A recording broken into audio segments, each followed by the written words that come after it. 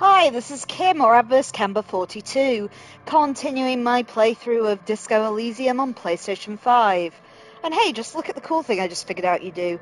It's if you kind of press the options button on this main screen, it gets rid of all the menus so you can see the background art. How neat's that?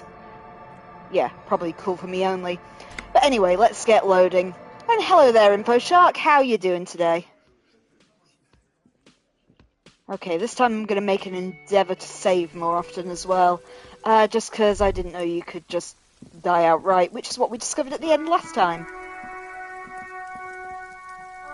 Oh, I'm glad you enjoyed the art too, Info. And I'm glad you're well. Yep, I am too. Thank you for asking. Was that? Could it be the Mama Dakwa? No, it's probably just your imagination ringing in your ear. Ah, the Dakwa. That's one of the cryptids we learnt about last time. Yep, I'm sure it really is there. There seems to be an extremely high-pitched ring. Ultrasonic. Lena said it was very high-pitched, right? It's like something tickles your ear. But you're not a regular animal. You're not even a regular cop. You see and hear beyond the veil. I'll listen closely first. There it is again. You're about to rediscover a long-lost species. I keep listening. It must be very close. Maybe, just maybe, it will come toward you. What are you doing? You're a police officer, not a pansy ornithologist. The only birds you should be looking for are healthy women of childbearing age. Fuck you, physical instrument. Wait, Kim, do you hear a high-pitched noise? No, I don't hear the Mama Dakwa, and neither do you. Fuck you, Kim. Of course he doesn't. He's deaf. Correct, Inland, correct. I move my head towards the sound. Oh no. The sound. It's moving away. Somewhere over there. Go after it. No. Too late. It's gone. There is no ringing anymore. Just the sound of the streets. No, come back, please! Keep your ears peeled, then. If the species really has migrated to Martinez, you're sure to hear it again. God damn it, we're finding a cryptid one way or the other. Right, anyway. Now we've stopped messing around with the Mama Dakwa. So, last time, we largely spent most of the session talking to one person, whose name I've totally forgotten, the Wild Pines operative who's in her boat over there. And we also interviewed the Hardy Boys, I think they're called, or something like that. They're the lynch mob in the bar who immediately admitted to the murder. So, case closed, I guess. That was easy. But anyway, because we've not been in this direction yet, I thought we'd go and look on this side of the map today. I am a gander and a hunter and a gatherer. Feel like a traveler. A man mutters to himself, accenting the beats as he goes. I keep listening. From another planet. Hey there. What's going on here? It's the jam, my man. He motions towards the sprawl of lorries with a sweeping gesture. What's the jam? It's a traffic jam for the ages. Harbor gates up the street are shut tight. No explanation given. Workers on strike, scabs agitating, an all-around clusterfuck. Meanwhile, we're all stuck here in long-haul limbo for days upon days upon days. Upon days. Limbo, huh? So that's where I am. Yeah, exactly. So how long have you been here? Feels like forever. Like I was born on this here roundabout and this was all I ever knew. Just me and the metal and the tires, the oil and the fumes and mazout. Extravagantly phrased, but I can roll with it. Yeah, imagine. It's been a whole week already. He snickers. Behind the laugh, however, a touch of sorrow. So tell me, what do you need? What can we do? What you hauling? You seem like a man who knows about drugs. Okay, let's try and bum a smoke first. Nope, don't smoke. He nods towards the big lorry behind him. Some of the other drivers do, though. There's still a few around, waiting for the jam to disperse. Or waiting for the sweet release of death.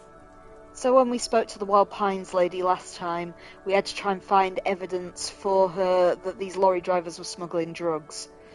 And then she'll give me more info that I need. You know, tit for tat.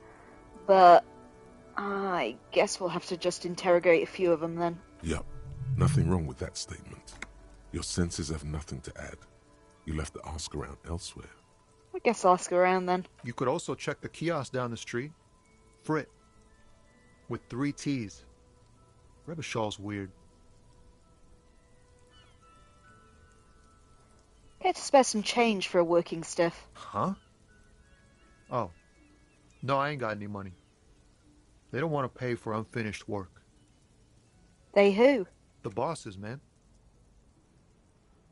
I don't know who these bosses think they are, but that sounds like a good arrangement for them. Yeah, it sure ain't good for me. Or you. I'd spare a coin or two for a city cop down in his luck. If I had, say, 4 myself. Tell me more about the strike. It's like, whatever's going on over at the docks. Workers got a blockade set up, making demands. No way in or out.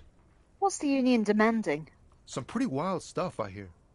Like a giant new power crane in half the company? I forget what exactly. Good on them, I guess. I've heard talk there's a company rep in town, too. Like a strike negotiator type. They'd know what's up. Precise demands and so on. So what do you think the company wants? They want to keep that money flowing in, my man. Ka-ching. He makes a ka-ching sound. Is there anything else I should know? Anything else? Yeah, this ain't really my area of expertise. I just do my job and get paid. I have things to do and places to be. All of us do. All of who? Us lorry drivers. Camionneurs.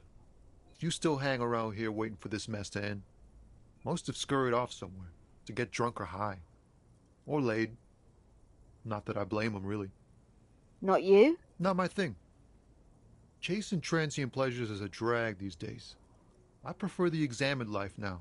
Thinking, reflecting, observing.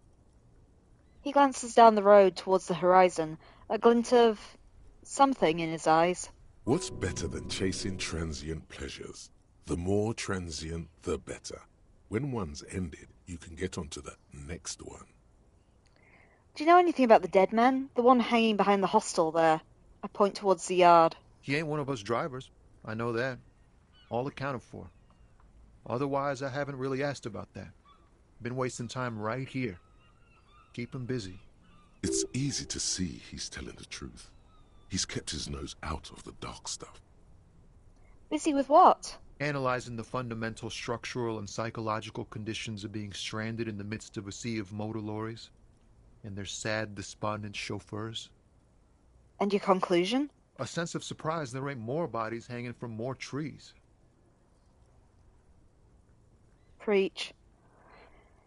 What you hauling anyway? Oh, high-grade narcotics, illegal firearms, stuff like that. Wow, that was easy. Time to arrest him.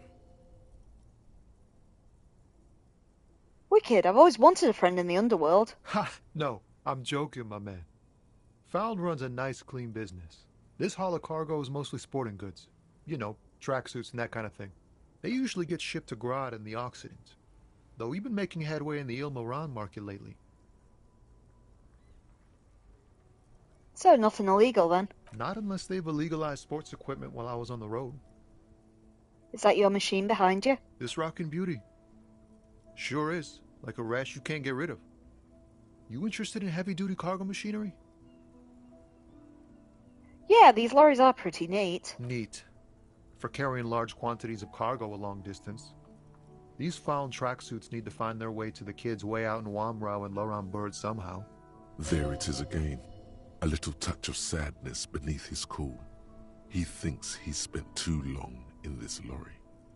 Could I get one of those found tracksuits you're hauling? We're pals and all, but I can't just freely hand out the merchandise. The bosses won't be happy. Alright, I had another question. The man taps his fingers rhythmically against his arm. You seem like a man who knows about drugs. Ah, man. Me and narcotics go way back. Had some good times surfing the psychic waves of my own consciousness, you know? But those days are behind me. There are other addictions in my life now. Why the inquiry, my man? Just be straight with him. Okay, suggestion if you say so.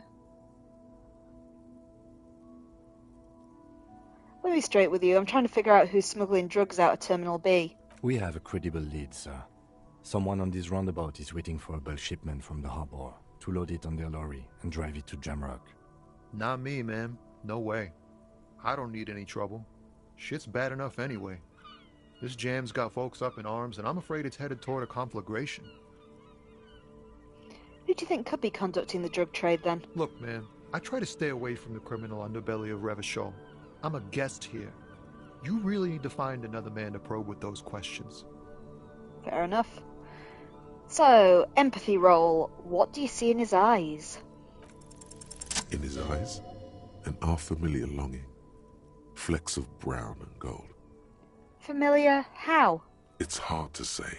His gaze wanders southwest, down the street that goes beyond the horizon. The road continues for miles, flowing together with other roads, turning into causeways or bridges, ending suddenly in dead ends, or ramping up or down highways. It forms a crisscross pattern across the land. Where does it lead? Above the Jamrock Quarter, in the form of a raised motorway, and then the never-ending sprawl of Forburg, high above buildings, new and old, the air filled with the rumble of motor engines. Further. To the old south, to the farthest outskirts of Revachol, through the checkered fields of farmland, upstream to the river Esperance, past Montmartin, the border approaches. And what's beyond the border? You cannot see. It's out of the city. Up ahead, the mist blocks all sight. A gale blows across your cheeks. It is cold. Before you stands a tall lorry driver with sad eyes. What's in the southwest? Excuse me? He emerges from his reverie. Hell, I get longing.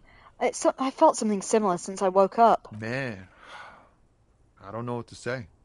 Not much anyone can do. There's no helping in absence, you know. I miss my family. They're all I have. My wife, second kid on the way, waiting all the way in Diora. And here I am stuck in this shit, so far from home. Diora? Diora of the Seven Seas. It's on the other end of Le Caillou, pretty much. On another island called Laurentide, off mainland. We've got a little place there. Can almost hear my kid laugh when it snows. What's it like to miss someone? What's it like? Good. And bad. An ache that brings you joy. I think of them a lot. I dream up these silly scenarios in great detail of living with them. It comforts me. What about you, cop man? You missing someone? Is that what it is? This feeling? No, it's scarier than that. You're pursued by a hunter, smelling of apricots and sorrow, and the past. I miss someone, but I don't know who it is. I feel for you, my friend. It's bad enough to know who you miss. Missing like that doesn't feel like it has much of an upside. But, thanks for this. It's nice to talk to someone, and I know it wasn't easy to ask. I hope you find your way through your own troubles. I'm good for now. Good talk. Don't be a stranger. He gives a salute with 2 fingers. Okay, thank you, my man. Let's go and explore the roadblock. Goods from the lorry haphazardly litter the surroundings.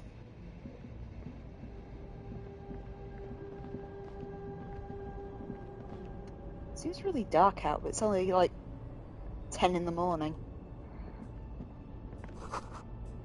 A bold sign, Humanox, covers the truck. An old monument stands in the middle of the traffic island, pointing toward the sea. It looks as if it's been reassembled piece by piece, secured and mounted in the air. with the aid of numerous ropes and rods. Who is this? A silver plaque on the statue's pedestal reads, "I am Philip III, the Squanderer, the greatest of the Philippian kings of Revachol, son of Philip II, the opulent, father of Philip IV, the insane." Some good naming of our kings there. Not a good track record of mental health in that family. Okay, encyclopedia roll. What did the king do? What did he do? You have no idea what you did a week ago. How would you know what this guy did many centuries ago? Good point. High above you, the king stands triumphantly oblivious to your memory trouble. Feel attacked. As usual.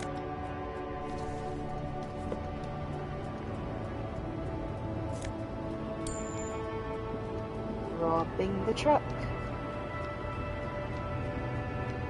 The small, wrinkled woman does not greet you. She nods along to something on her radio.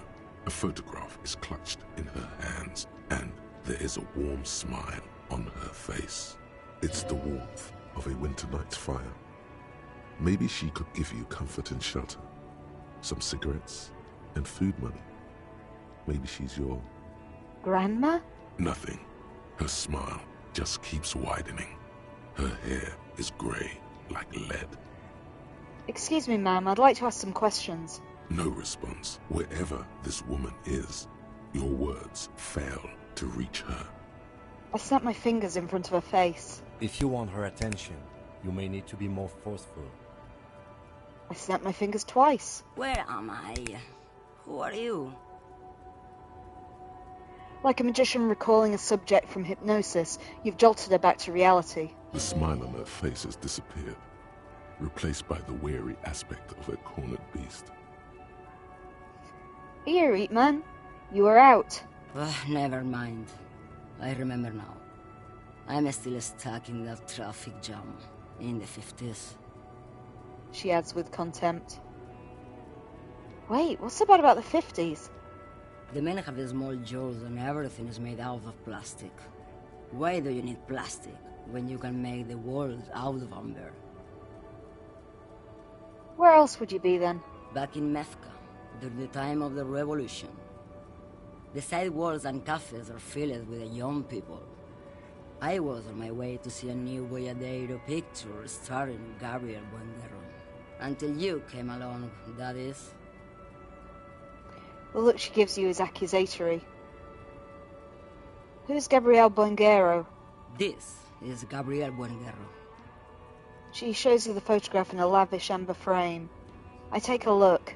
A strikingly handsome man looks straight at you, his head crowned with a wide brim hat. His hair is dark as an oil slick, and his jaw the most perfectly chiseled thing you've ever seen. This man's got a hold over her, even 50 years later. You can feel it. He was the biggest star of his day. Girls used to faint in the aisles of cinema whenever he came on the screen. And schoolboys used to memorize all of his lines. She leans back, savouring the world she's conjured up. So I take it you're in Mesk when you were young? Someone was. She nods as though her meaning was perfectly clear. Someone? Are these not your memories? They are someone's memories, boy. What difference does it make if it's me or not? They're beautiful. That is all that matters. Beautiful and true. And they will win. They're coming for this, you know? All of this. She seems to derive some bitter pleasure from this strange thought, as if the past will one day wipe the present away, like a tidal wave approaching. I'm sorry to interrupt your dreaming, ma'am. I wasn't dreaming. I was there, Lowman. It was early spring, and the man behind the black sun had just come out. The posters were 20 meters tall. Everything was golden. Her eyes narrow and she appears to take your measure. While you, people, were tearing each other apart over your petty little revolution, in Methk, it was a golden age. Alright, I have some other questions for you. Police questions. Why not, Harife? It's not like I have anything better to do in this hellhole. She settles back against the railing of her motor lorry. Behind her, mountains of memorabilia, photos and knickknacks line the dashboard. What are you hauling? Diamonds. Diamonds, really? Of course not. But wouldn't it be marvelous if I was? Okay, but what are you really hauling? Whatever stupid things they put in the lorry, I imagine. So you don't know what you're hauling in your own lorry? I quit concerning myself with that a long time ago. Besides, I don't drive the lorry for the cargo, if you know what I mean. She says that as if something narcotic is the real reason. Wait, you get high off driving a lorry? Oh, it's so much more than a high where I go, Herife. It's low. I go to the bottom. She closes her eyes in reverie. Yeah, it's definitely some kick. Some terrible kick in the dark. A sleep kick. Perhaps you can find out later. But what if the cargo is contraband? Then it's contraband, Lowman. What? Do you want to take an old woman in? Be my guest. Lock me away like Bad Hand Hermenegildo. I really don't understand this whole Boyadero thing. Of course not. To truly understand the Boyadero, you need to listen to On the Western Plain. Okay, what's that? It's an old ballad about a young girl who falls in love with a daring Boyadero. He promises to marry her as soon as he returns from the Western Plain. And they live happily ever after? Don't be stupid. The Boyadero returns from the Western Plain a changed man, one night. As he and his beloved are out walking along the river Margaret, she pleads with him to give up his riding and settle down. So he gives up his riding and settles down, right? No. The Boyadero strangles his beloved and throws her body in the Margaret. Then he rides off, because the Western Plain is calling to him. I nod solemnly. What a beautiful song. The most beautiful. A true Boyadero needs a whole horizon to himself. He can't be tied down by man or woman. His beloved was selfish. She didn't know what it meant to love a Boyadero. What if to truly love a Boyadero is to float lifeless downstream? Before I came, you seemed away. She's just a distracted old woman. We should maybe let her get back to her things. You hear that, Lowman? I don't think your partner likes you spending too much time with me. Wait, why is that, Lieutenant? Nothing. I just don't think she's connected to anything. He doesn't want your frail mind caught up in something here. Something unconnected to the case. But connected to this woman tuning out like that.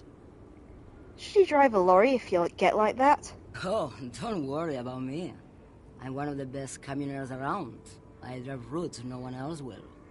What routes? Lomonosov's Land, Udashnaya Zemlya, the Western Plain. She nods and closes her eyes again, letting her mind submerge. A terrible cold comes over her, rattling her teeth as she stares inward. The Transcatolia Magistral. You for 1A. Adestradas do Mirador. All the good ones. The deep trenches.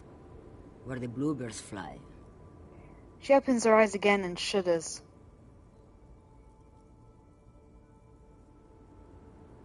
Read until you dust, sister. I'm something of an expert in blacking out. You should probably take better care of yourself. You're right, Lowman. I'm the one who should take my health more seriously. Thank you for looking out for me. Now that's sarcasm. A correct appraisal. You're quite shabby. Is that all you woke me up to say? You seem like a woman who knows a thing or two about drugs. What do I need drugs for, Lowman? What I see, what I feel. The great adversary, no drugs can compare. The adversary? Yes. There is a protagonista and an adversario. I am on the side of the adversary. There's no coming back from that hole. Those epithets are familiar somehow. The great adversary. The great unrest. I don't like the sound of any of that. Sounds like a horrible drug. The worst one of them all. Where can I get my hands on an experience like that? If you don't know, She flicks her wrist in a gesture of casual dismissal. What is it that you're hauling exactly? you're man, low man. What of it? Okay, let's put it another way. Are you smuggling drugs through Terminal B? Maybe. Probably not. Makes no difference to me either way. You said earlier you didn't know what cargo you're hauling. Could it be drugs? Just this month, I made half a dozen trips from Saramiriza to Grad, in the U41A. What do you think they take from Saramiriza to Grad, Lowman? Drugs? No, Lowman. Diamonds. I didn't ask you about the diamonds, did I? I don't care about that. Diamonds are good for you, Lowman. You should try them sometime. Make yourself pretty like Eva de Zoras. If you had to guess, who do you think would be smuggling drugs around here? Easy. He's the skinny man who thinks he's a poet. Never trust a poet. Also, he's the only one I can see from here. Okay, if you're not involved with the drug trafficking, then why are you still waiting here? Where do you want me to go? This isn't so bad. I can listen to music, or the seagulls. Look at all the colors and the futures of this world. It's a good palate cleanser, this jamboree. Or I can just relax and let my mind carry me back where it will, to the Great Plains. I think we're done here, no? Thank you for now. Yes, go. Enough jamboree. I need to get back to Mesky. Her voice trails off. Jamais vu. Derealization. Okay, we've completed Jamais the vu. thought. The opposite of déjà vu. Not already seen, but never seen. Everything that should be familiar appears strange and new, like some half-forgotten day in your childhood. Only now. That's the feeling you've been having. And for who knows how long. You should go and ask Joyce Messier about this. What world are we in? This is a fundamental question.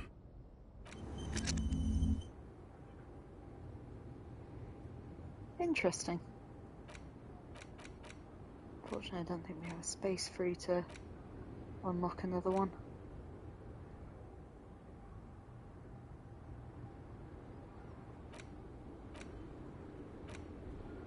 Which is kind of a shame because I want to learn about the Col de Mamadaqua.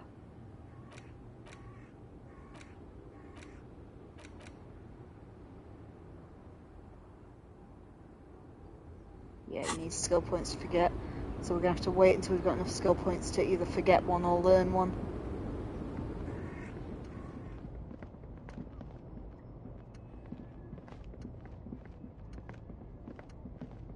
Okay, what we got over here? A foreign car kept in good condition. Here's some more people up there.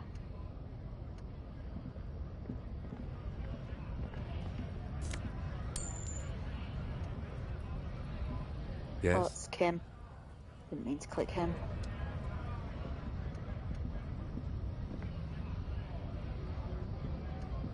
Oh, I can't read what they're saying for Kim's head. Oh, okay, she said something about a shop over here as well, which I'm guessing is there. So there's the other side of the Whirling-In-Rags. Closed for winter, please use main entrance. Let's see what we got over here first. Jump Jams, a popular music mag. A glossy magazine, most able-bodied men. Nice. Oh no, they're much hunkier than you. Cold, yo. You shouldn't feel threatened by handsome men, don't be silly. Yeah. I'm a superstar. Okay, actually, I just remembered something. Before we talk to this guy, I had that woman making dice for me. Should we go and see if she's done? Yeah, the woman that was kinda up in the... I don't know how to describe it. Chimney, was it? Inside the bookshop? So, this is the bookshop. Oh, is there a new person here? Takes willpower to even read the author's name. Jan Kos from Iguania. Hello.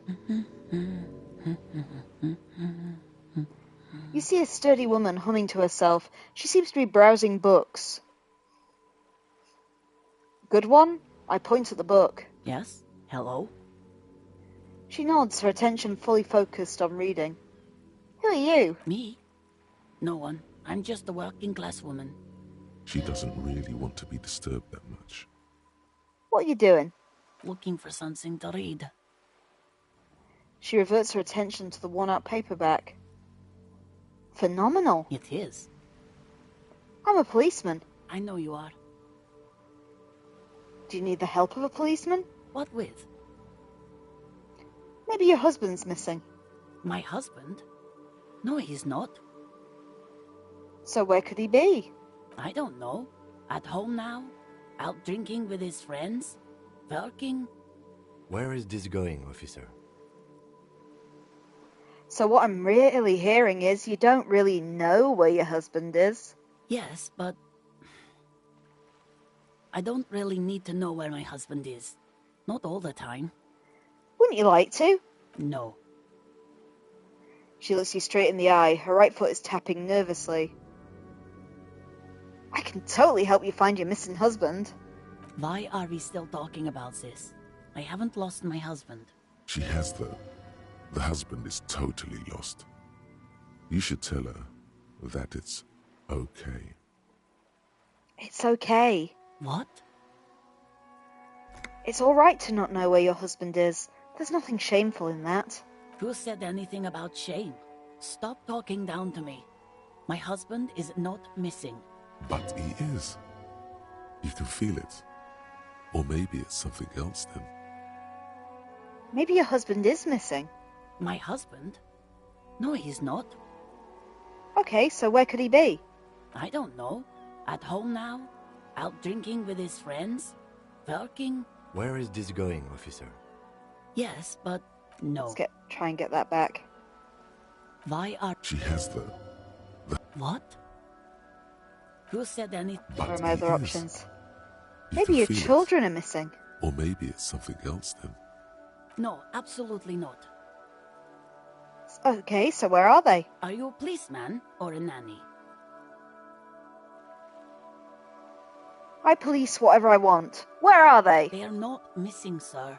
You know where they are. They're at home, smoking, giving the ladder of vices a chance. What if something horrible has happened? What if they're dead? That's the bad vibe you got before. What if something awful has happened? What if they're in the sewers? What? That's just... My daughters are perfectly fine. They're with their friends down in Shamrock. There's nothing to worry about. They're almost grown up now anyway. They're past the age they need me protecting them from everything now. I'm afraid the danger is now greater than ever. Tell me, how old are they? My youngest girl, Jolie, is just shy of 16. Jenny, she is turning 18 next month. But we shouldn't even be talking about them. And can you describe me their appearance? Any features that stand out? Something that will make identifying them a little easier. Why do you need to know this? Haven't I repeatedly told you that they're not missing? That they're in Shamrock, safe and well, at some stupid party? Did someone say party? You could use a party. Hunt it down. It's for the investigation. I'm trying to be professional. There is no investigation here. I can tell you that. She picks up a book and tries to concentrate. A flock of seabirds passes by. I think this is my favourite NPC so far. Maybe your cockatoo's missing. I don't mean to disrespect, sir, but you are being a bit of a cockatoo here. For what it's worth, I agree. But cockatoos can't be stopped when they get ladies. It's better to indulge him at this point. Ma, I was asking about your cockatoo. Is it missing? I don't even have a cockatoo. And guess what? What? Even if I had, it wouldn't be missing. Alright, cockatoo not missing. Just wanted to make sure. Great. Just one more question. What did you mean about me being a cockatoo? Nothing. Go read up on them if you're so interested. There's a great book in the bookstore. Maybe you should. What if the cockatoo is your astral captain? Or your heraldic bird?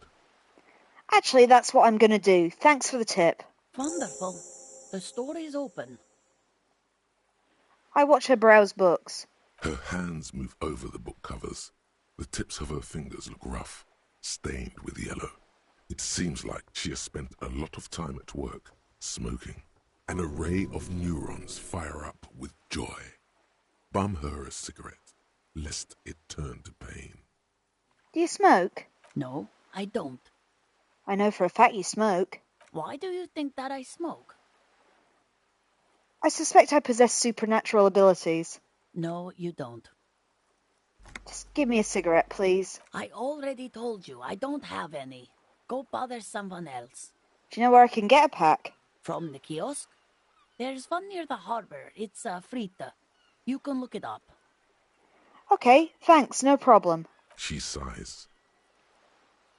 Okay, let's question her on the husband more. There were more options there. My husband? No, he's not. I don't know. Okay, where are At the home- options? Where is this going, officer? Yes, but no. There it is.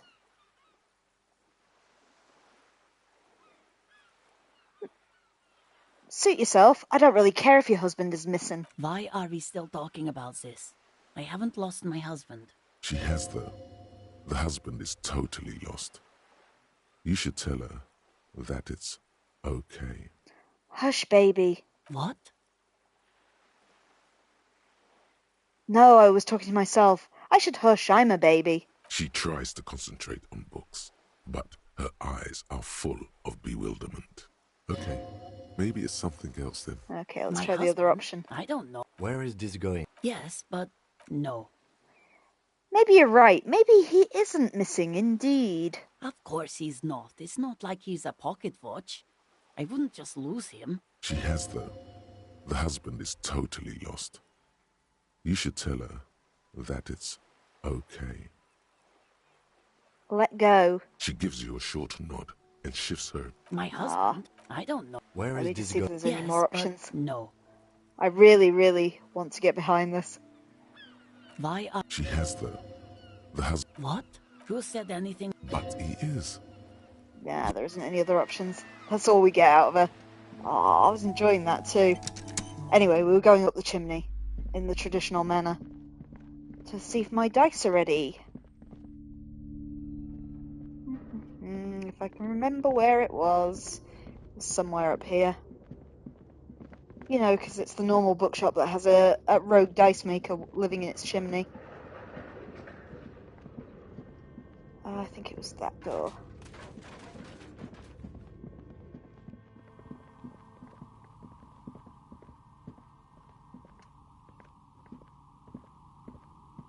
Oh, it's you again. Are you looking for a die? I came to pick up my dice. Very good. That will be 7 real for one custom die.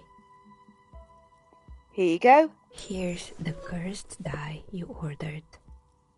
The dice maker opens her desk drawer and hands you a tiny black sphere with 6 phrases written on it. I read the phrases. The phrases read, God is indifferent. Take all. Lose all. 50-50. Nothing happens. And pale. I think I need to get one of those made.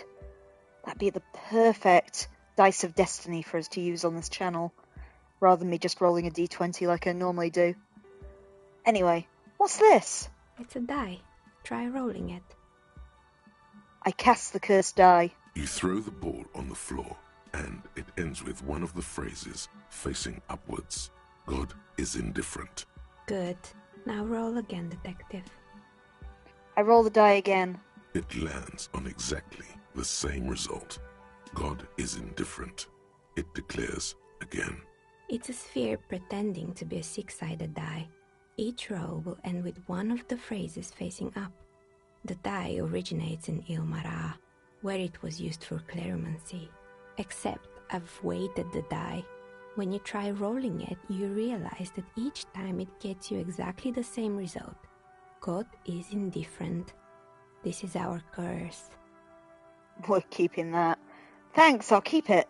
Good luck, officer. What we got for the shivers for her? Okay. Shivers legendary. Why hasn't your business failed? A gust of cold air sweeps through the chimney. The stones and minerals on the shelves rattle as though agitated. For a moment, it almost feels as though you're outside the building, exposed to the atmosphere. Hey, Nea, the curse is real and I figured out why it spared you. Didn't we already talk about this? She asks as the wind continues to seep in through the cracks in the old chimney. It's because you're not in the same building as the others. This isn't technically the doomed commercial area. What are you talking about? My address is exactly the same. Rue de Saint-Guilain 10. No, the old coal plant that used to be here was subsumed into the new venture. Its ruins swallowed up. Yet it has a different address in the heart of the city. No, this used to be a coal plant.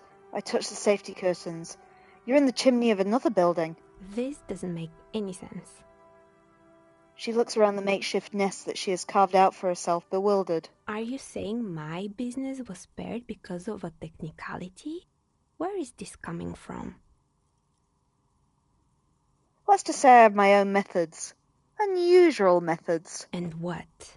Does it mean that I'm safe from failure? Don't let her become complacent. She still needs to ward her soul against the evil forces. Actually, it's only your workshop that's protected. You should still do something to defend your person. She starts laughing, her fingers trying to rub away the exhaustion from her face. What? Do you know what this is? She raises her hand to reveal a piece of metal shining on her index finger. Your lucky charm? Some kind of ward? It's a mourning ring. I made this when my first company failed. It was a small jewelry shop right here in the East Delta Commerce Center, built with the little I inherited from my parents. I drove it into the ground within a year. I didn't have what you would call a viable business plan.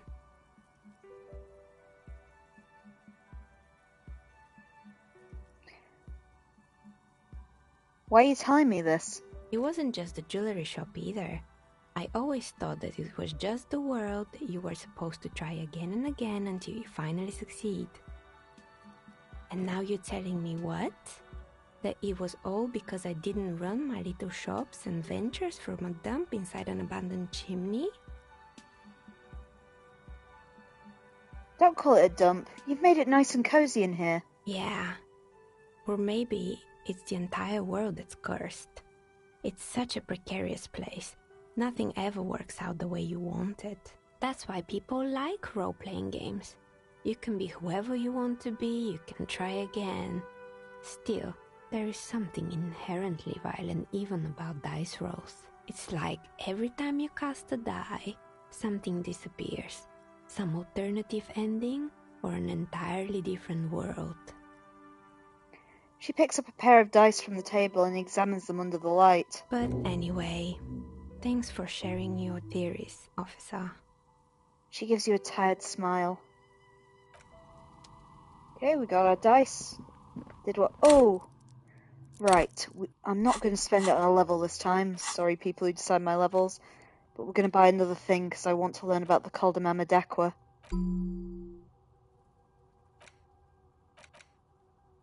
Remember how we even select things into here? I'm terrible at this interface. Where is he? Cul de Mamadaqua. There we go. I am completely invested in any talk of cryptids.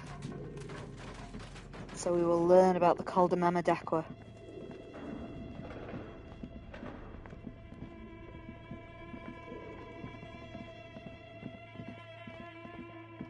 Right, back to the kiosk, which was where we were heading. See if I can finally get electrochemistry at Smokes. Though we don't really have a lot of money at the moment because I just bought a cursed dice.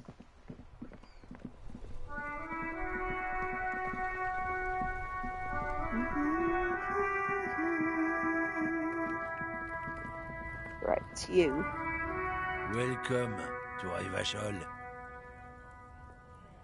Announces the rotund man. The remark isn't addressed to you, it's addressed to the lieutenant. Oh god, the racist lorry driver, this is going to end badly. Why are you addressing my partner like that? Don't you welcome to Revachol me. My grandfather came here from a 3,000-year-old racist isolationist culture, while your ancestors came to this island a mere 300 years ago. Every school of thought and government has failed in the city, but I love it nonetheless. It belongs to me as much as it belongs to you. You tell him, Kim. It's men like you who keep Revachol divided, making it that much harder for everyone to climb out of this post-war limbo. So we are in a limbo. Oh, come on, man. I just said welcome to Rivachol. It's a lorry driver thing. I know exactly what you meant. You think my kind doesn't belong here, that I should watch myself and behave.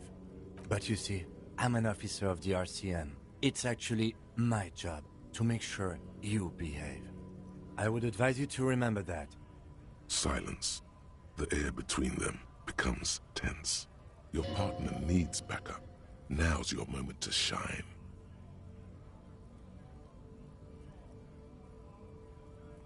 Fucking A, Kim. I got your back. I give the lieutenant a punch in the shoulder. You two make a cute couple. You know that? Yes, we do. The lieutenant exhales and resumes his regular calmness. Now it's settled, we have a couple of questions. Whatever you say, officers. He waits impassively, cigarette smouldering between his fingers. I found this mug in the trash. I show it to the man. Is it yours? Oh man, that's great. Look at that guy go. I haven't seen anything that funny in a while. Is it yours? God damn. Thanks for that, but no, it's not mine. What was that argument all about? It's about biological determinism, natural law, the sorting of the races. He spits on the ground. Not the most popular topic nowadays, with the coalition in charge and all. You might want to change the topic. That is, bury your head under the sand like common sheep. Oh, so you're just a racist. That makes sense. I'm not just racist. Look, I've read books. Huh? The science of racial theory has all been proved, even if some people don't want to accept it. People who've studied these things say that you and me are superior by design. So, naturally, we Occidentals should be in charge. Obviously, you can see the merits in that.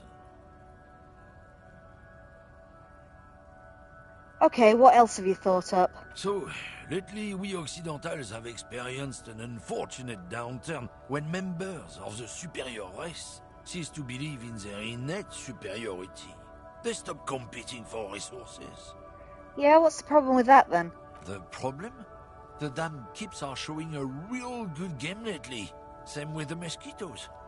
And the other introduced species too. They're on the precipice of cultural victory.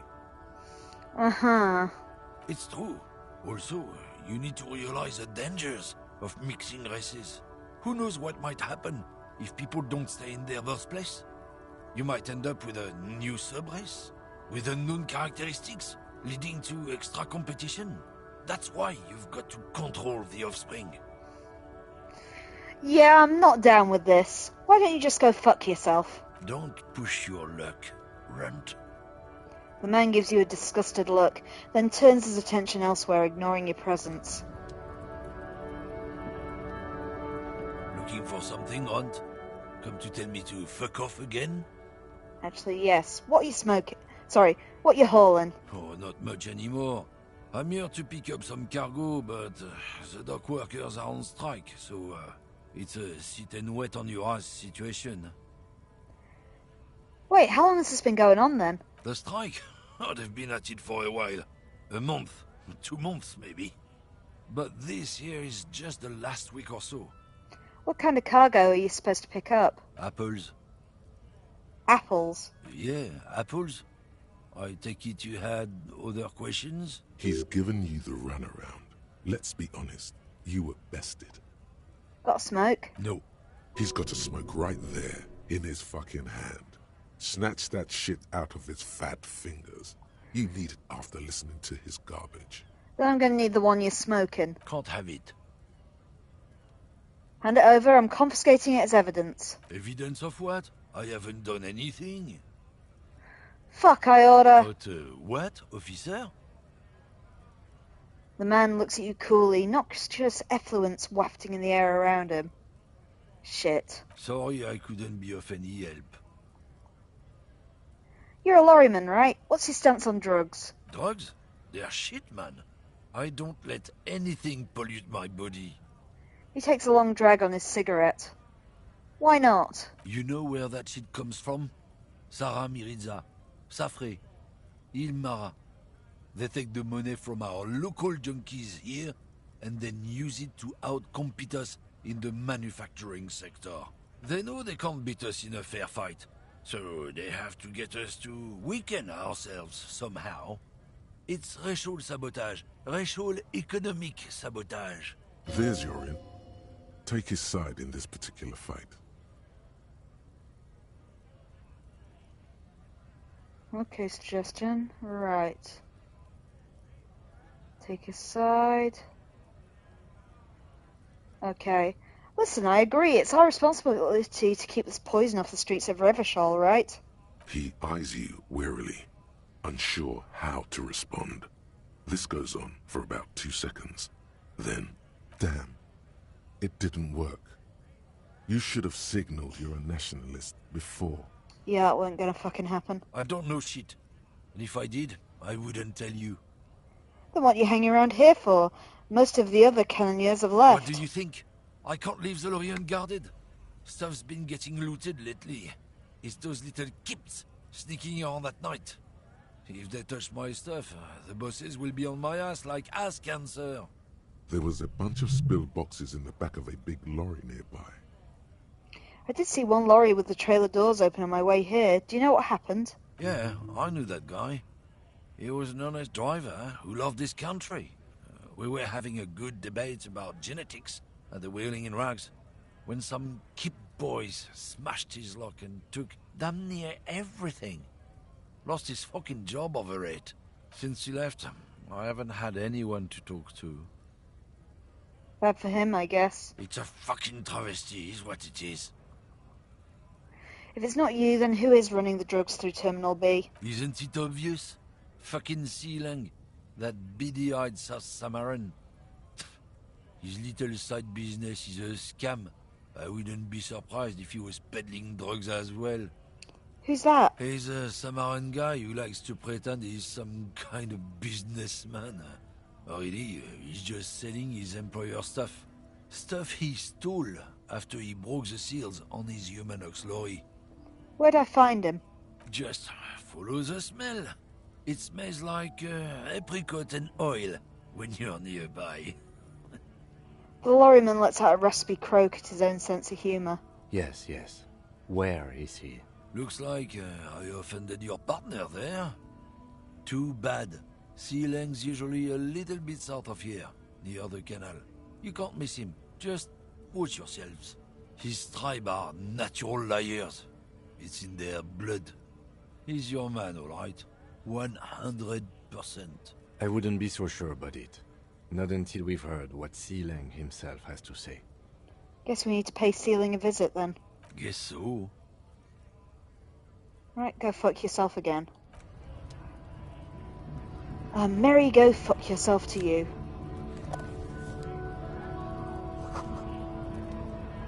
Okay, this is Freet. The kiosk they keep telling me I can buy cigarettes at. A melancholy pop song plays on the radio. Yellow roses, dozens of them. Tulips, too. Welcome to Frit. Feel free to look around or something. Everything is out on the shelves. Before we go, what is this Frit? I don't know. Frit? And what is Frit? A 7 to 11 grocery store. Why is it written with 3 T's? I think they think that the extra T makes it funkier. It doesn't. Let's proceed. I have some questions for you. Okay. I'm not really supposed to be chatting to anyone, but... She puts down the magazine. Does Frit have a warehouse in the back of the Whirling-In-Rags? A warehouse? I don't know. Maybe. I don't really care what Frit does. Come on, give me something to work with here. She looks up from under her brow. Fine. Frit doesn't have a warehouse. Just a little back room here. Okay? She turns back to her magazine without waiting for you to respond. Can you tell me anything about the dead body? I don't really know anything. I mean, I know it's there, but I haven't seen it, so... Did you know the man who died? Not really. Not really? Does that mean you knew him a little? No. I didn't know him at all. How long has it been there?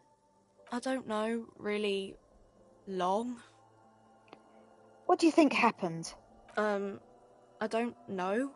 No need to worry. It's just standard procedure for us to ask around. If you hear anything, let us know, okay? Okay. Thanks for your help. Uh-huh. Okay. How do we buy things here? Let's have a look. You see several packaged raincoats fill a low shelf beneath a display of croissants and juice bottles. The raincoats are transparent, except for the big Fritta slogan on the back. What's that? I point to the raincoat. What is what? It's a raincoat. If you want to buy one, then it's only 4 real.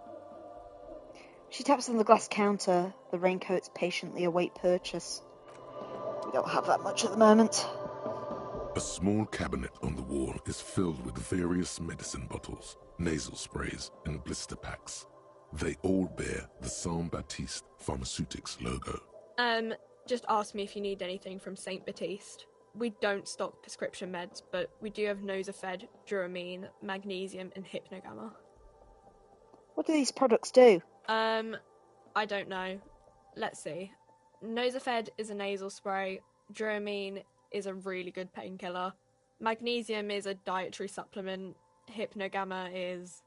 She stops. I don't really know what hypnogamma is. I guess it makes you feel less shit. It's recommended to use after lots of partying, studying, or exercising. Can you be a little more specific? No. Sorry. I'm not like a doctor or anything. Measurehead heals +1 health. Dramamine heals +3 health. Magnesium heals +1 morale. Hypnogamma heals +3 morale. Well, thanks, tutorial. Who's Saint Baptiste? Saint Baptiste. You know, the pharmaceuticals company. Saint Baptiste Pharmaceuticals. The one that sells meds out of Saint Baptiste. That one. There. Well, it seems obvious when she says that.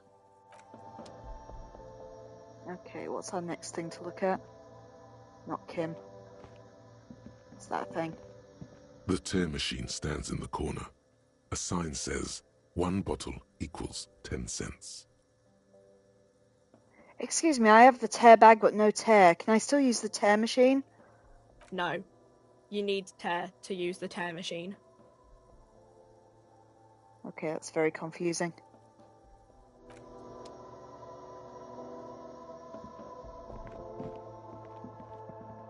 What the hell is the tear bag? Let's go have a look and see if it's something I've picked up somewhere. Whoa, wrong way. Items. What the hell's a tear bag?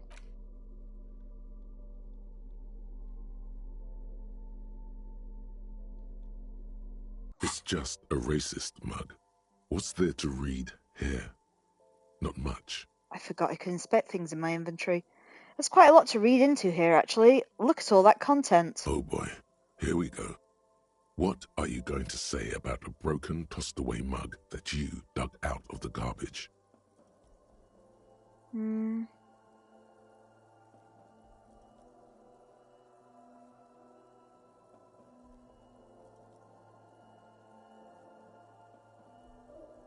This mug is an example of prejudice. I'm going to use it as an example of what not to do. But it was in the trash. Why not just call it out when you see it? Or do some volunteering work. Just finish your case, detective. Okay. That's a weird thing that you can interact with that. Okay, we've got the photo, we know that. The handwritten note from the fridge. Interact. The note is written with a blue pencil on a piece of lined office paper. The kitchen magnets have left spots on its surface. Does it say anything interesting? The lieutenant leans closer to read the crumpled note over your shoulder. This is tangential at best, but the lieutenant's detective instinct is still active. I read the note. Someone has scribbled, S. I can't believe the off-site copy is still here. The illiterate ginger kid keeps stealing stuff from the studio, so I had to hide it somewhere safe. You'll find the filament memory with the off-site copy in the frozen ice cream maker. Please take it home, ASAP. It's important. I'd do it myself if I lived in a civilized place with a freezer. Take care, Sully Swaff. I wonder who wrote that note. Looks like someone from that radio game company upstairs. I'm a little surprised they just left their property lying here.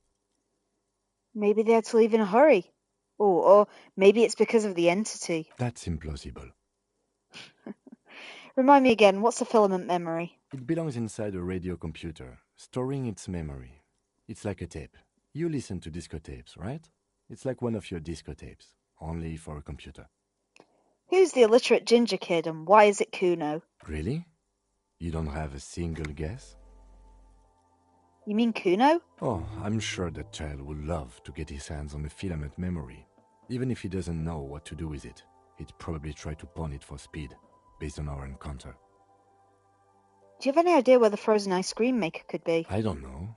I assume it's somewhere close to the ice bear fridge. There was an ice cream maker up there. Maybe we should go and investigate. Didn't you see one right next to the breaker box? I did indeed. We're going to go and investigate that in a minute. Okay, the map of Martinez we already looked at. It's Damaged the ledger ledger. found in the trash. A pitiful cabbage of white and yellow papers hanging from plastic board, barely held together by a metal clip. This sad display is made complete by the faint smell of urinal cleaner. Anything else? There's a piece of toilet paper, or is it cleaning tissue? No, it's toilet paper, desperately sticking to the back of the blue plastic clipboard. It's a metaphor for you. Below the pathetics, terror. Do not look into its blue heart. I inspect the toilet paper. It's just toilet paper sticking to the back of the plastic clipboard. You can take it off if you want. I take it off. Still wet, the toilet paper peels off the plastic easily. All you have to do is shake it off with your finger and voila! The ledger now looks marginally better. I inspect the clip. An aluminium block runs the width of the board, biting down on the paperwork. Its crocodile teeth are the only thing keeping the papers together. A regular pencil, the tip worn down to nothing, has been attached to the clip. I run my finger across the aluminium. The surface is interrupted by a silvery sticker. It's rectangular, sparkling with iridescence. You don't know how you didn't notice it before. Lieutenant, is this one of those hologram watermarks you mentioned? What? Yes, halogen watermark used for adding information to RCM property. Interesting. What kind of information? It depends. Aside from an anti-counterfeiting stamp, mine has my station number and address. The information varies by date of issue. How many years you've been on the force, he's thinking. It'll have that. How can I read it? Any capable light with the right wavelength will do. Like, for example? All RCM vehicles have headlights designed to reveal halogen watermarks. Mine too. This means you can read the watermarks if you just turn the lights on. That's all, thank you. Okay. while a bunch of sodden papers sag from the clipboard in your hand. It's a sorry sight. I browse the white papers. They're not exactly white. They're yellowed in patches by sunlight and alcohol, and covered in dense blue handwriting. Ink escapes into watercolor patterns, reaching its tendrils across entire pages. The paper itself is checkered, with faint red lines, forming short paragraphs. Once in a while, there's a red stamp that exclaims, "Case files commit to paper." The case files themselves are plenty. You count more than 100 sodden, crumpled up, earmarked pages falling apart in your hands. They appear to be sufficiently organized and extremely dense, if mostly illegible. What is in there? What are they about? Work, strife, poverty, the Jamrock Quarter. These are handwritten logs of investigations dating back to January 51, this year. The exact number is hard to estimate, due to missing pages and an odd naming convention. But there are at least 20, maybe 30 cases, undertaken, not completed, mind you. There was a mention of a naming convention here. Yes, it appears you employ a, shall we say, robust yet literary system. Each investigation has its case number written on the margins. Yet, still more tellingly, most are accompanied by a name. Oh, and they've written in capital letters too. Yes, all caps. One is called The Next World Mural. Another, The Square Bullet Hole Murders. Another yet, The Unsolvable Case. More? Others appear more light-hearted. The guys on a couch in an unexpected location, and the murder at the hookah parlor. Even the rare article-free collapsing tenement. Murder features prominently throughout. It's going to take an effort to piece these case files together, but it can be done. Once you're done inspecting them up close. Kim, my cases appear to employ some kind of naming convention. You mean the alphanumeric? Officer, precinct, time of arrival at the scene?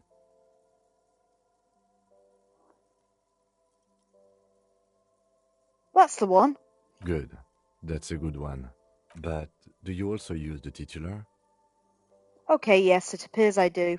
Well, so do I. In our defense, officer, almost everyone in the RCM does.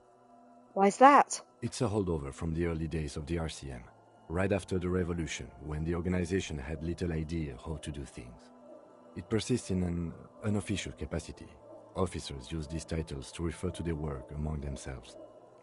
I seem to have named one case the Square Bullet Hole Murders. Again, in your defense, I seem to have named one the man with the hole in his head.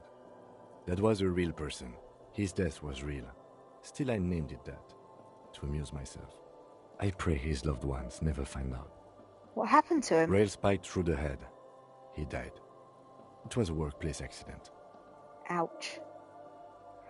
I count the pages. I have to open an official case. Is there room? There is, for precisely one more. 15 pages near the end remain untouched by the damage. The checkered grid forms a structure of passages, breaking the case into subtasks to accomplish. I commit to paper using the pen that Lena gave me. The tasks you've completed flow out of the kind green ape pen in a brash freehand similar to the rest of the letters. The wording comes easily. It's almost robotically simple, a language developed for mental rigor and simplicity. Inspect the victim's body. Get the body down. Interview the cafeteria manager. I cross out the ones I've already finished. A satisfying slash sounds across the paper. You're done, it seems to say. And you, and you. Things to be done and things already done. The composition of reality. This is an extremely useful tool for a detective of the citizens' militia. Now all that remains is to name the case.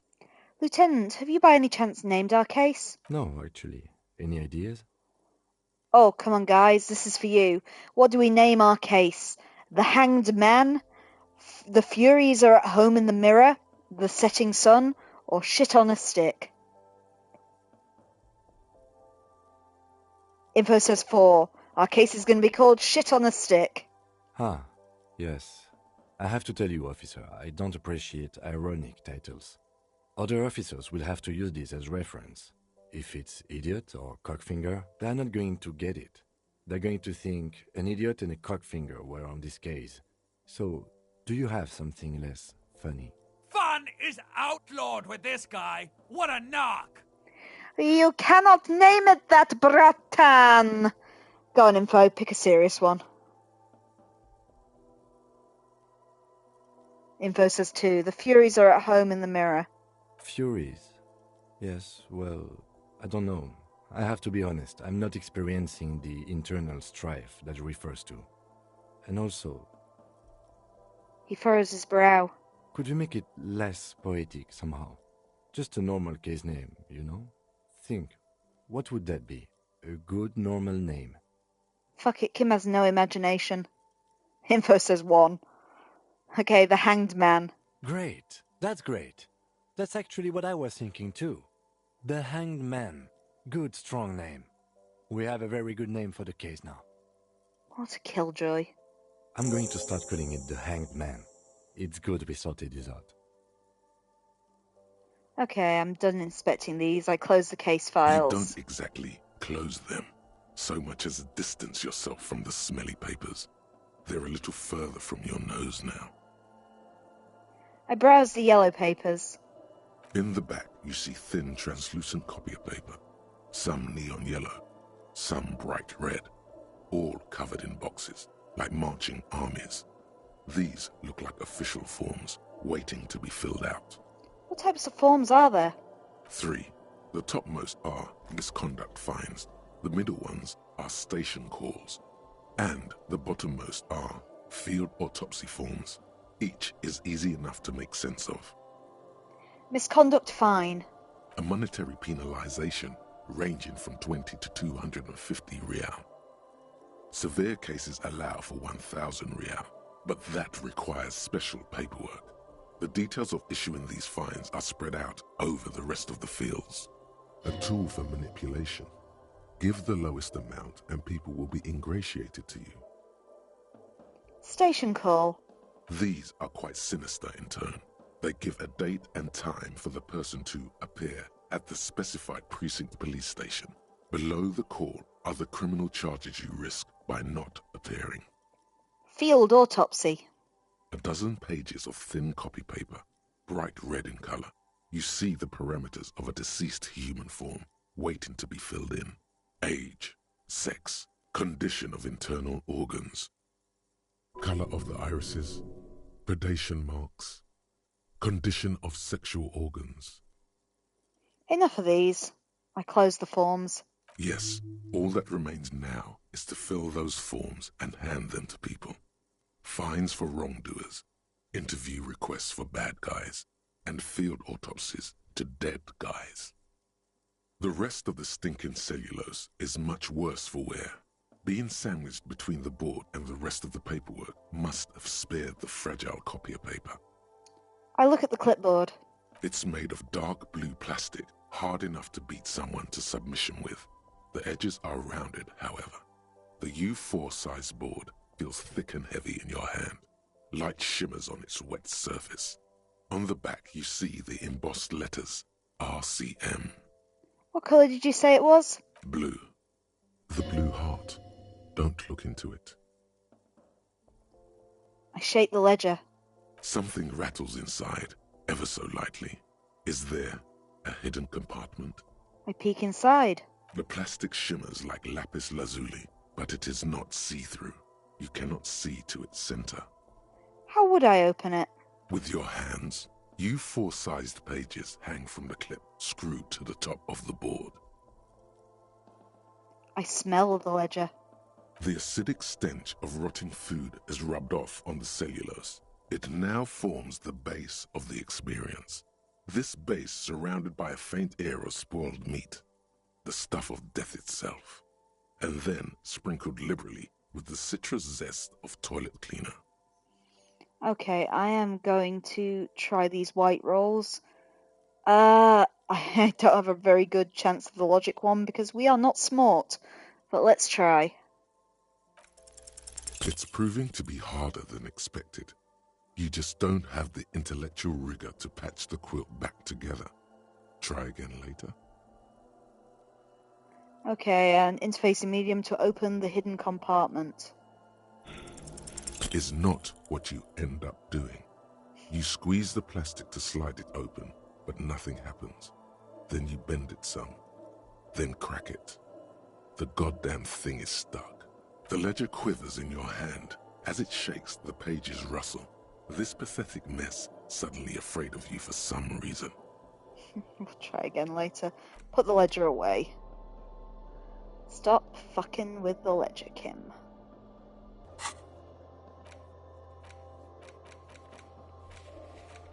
Okay. What's that? What's this? We're getting reports of normal, reasonable, temperate, political opinions somewhere in Martinez.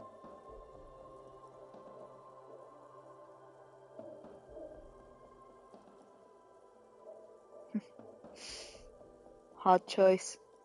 This is because I keep saying none of the above to political stuff, isn't it? It's also about that, but it's also more. Perhaps it's the hangover. Perhaps it's a temporary surge of serotonin, but something tells you it's time to become a citizen of the Kingdom of Conscience. First, where is this Kingdom of Conscience? It is not a place. It is a moment in time that can only arise in the right circumstances. In all of human history, it's only been achieved a handful of times. How do you bring about those circumstances? Incrementally. Yawn. You'd get there faster with a little speed. And with Electrochem. Speaking of, when are you going to get on that, bub?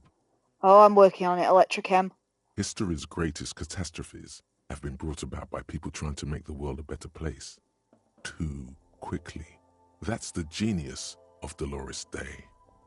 She recognized that progress is meaningless if its gains are lost because of instability. Real, lasting change can only come about gradually, increment by increment. But what about all the things that are wrong now? Tisk tisk. Just because you live in the present doesn't mean you have the right to place your needs above the needs of the future. You may never live to see the Kingdom of Conscience. Your children may not. Even your grandchildren might not. But that's no excuse not to keep working. What a fucking joke.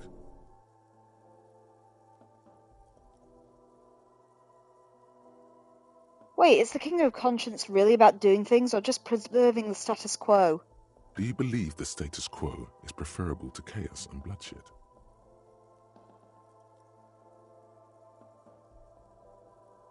No. Then you've never lived through real chaos. No, I like chaos. Agent of chaos. Sometimes, in the face of great disaster, defending the status quo is progress. Okay, but what is the Kingdom of Conscience actually like? The kingdom is difficult to comprehend, and even more difficult to describe.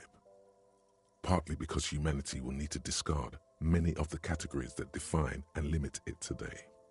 The Kingdom of Conscience is post-capitalist, post-national.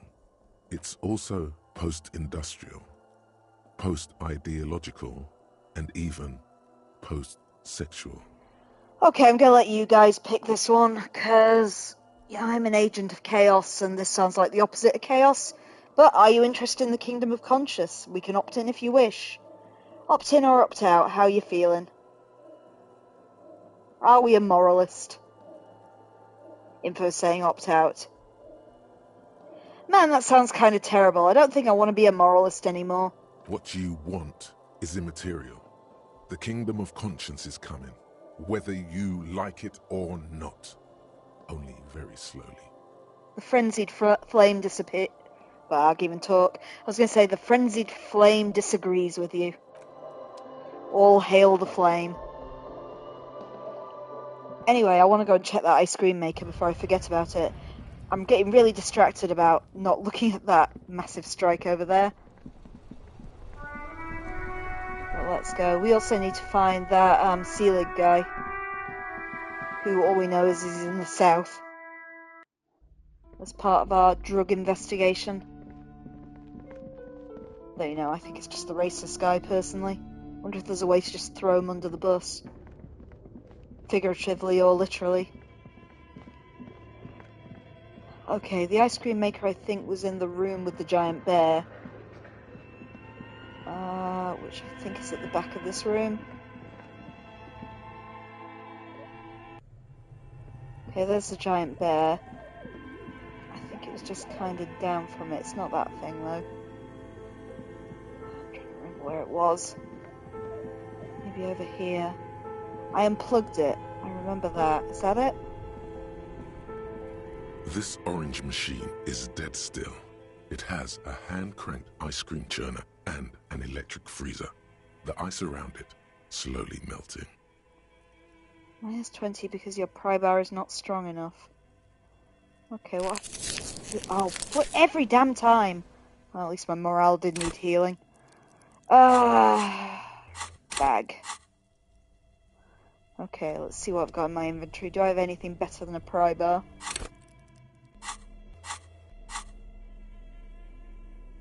My pry bar has been feckin' useless so far. Tools, there we are. I've got bulk cutters. Will they do? Oh.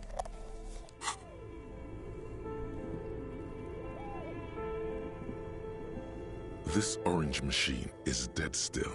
It has a hand-cranked ice cream churner and an electric freezer. Okay, the ice around it slowly melting. Sorry, I turned the crank. Turning the crank feels oddly satisfying, like stirring your childhood dreams. In the distance, you hear water dripping. It's all gone now. You'll never become a poet or an entrepreneur. Aww. What better to assuage the creeping sense of failure than some frozen fat and sugar? I tried to crack open the lid. You slip your fingers under the frozen lid, but the ice is too cold for you to get a good grip. A pry bar would come in handy here.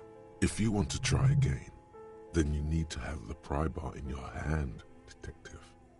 Equip the pry bar by going to the Tools tab in But your you inventory. told me it was the wrong thing From to there, you can equip it to a held slot. Useless. Okay. We equip the pry bar then. Even though you literally just told me it wasn't strong enough. This orange machine is dead still. It has a hand-cranked ice cream churner and an electric freezer. The ice around it slowly melting. The machine is off, info. I unplugged it last time. Alright, let's give it a go. We've got a 3% chance. Come on, Chaos Lords. The ice squeaks beneath the pry bar. You think you've got the bar jammed in there pretty well, but the lid simply won't budge. What is this? You see the pry bar's metal handle bending right before your very eyes. Yeah, well, that's a good pry bar. I'm not criticizing it, but this ice cream maker is frozen shut. It takes an advanced tool to get it open. Advanced? Where do we get one? I have no idea, officer. This ice cream maker isn't important enough to requisition a special tool. Sooner or later, you will stumble upon a tool mighty enough.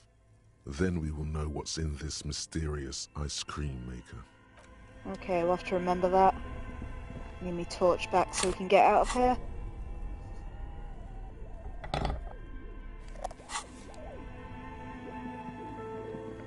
Damn, I was really excited about that too. One day, ice cream maker, one day.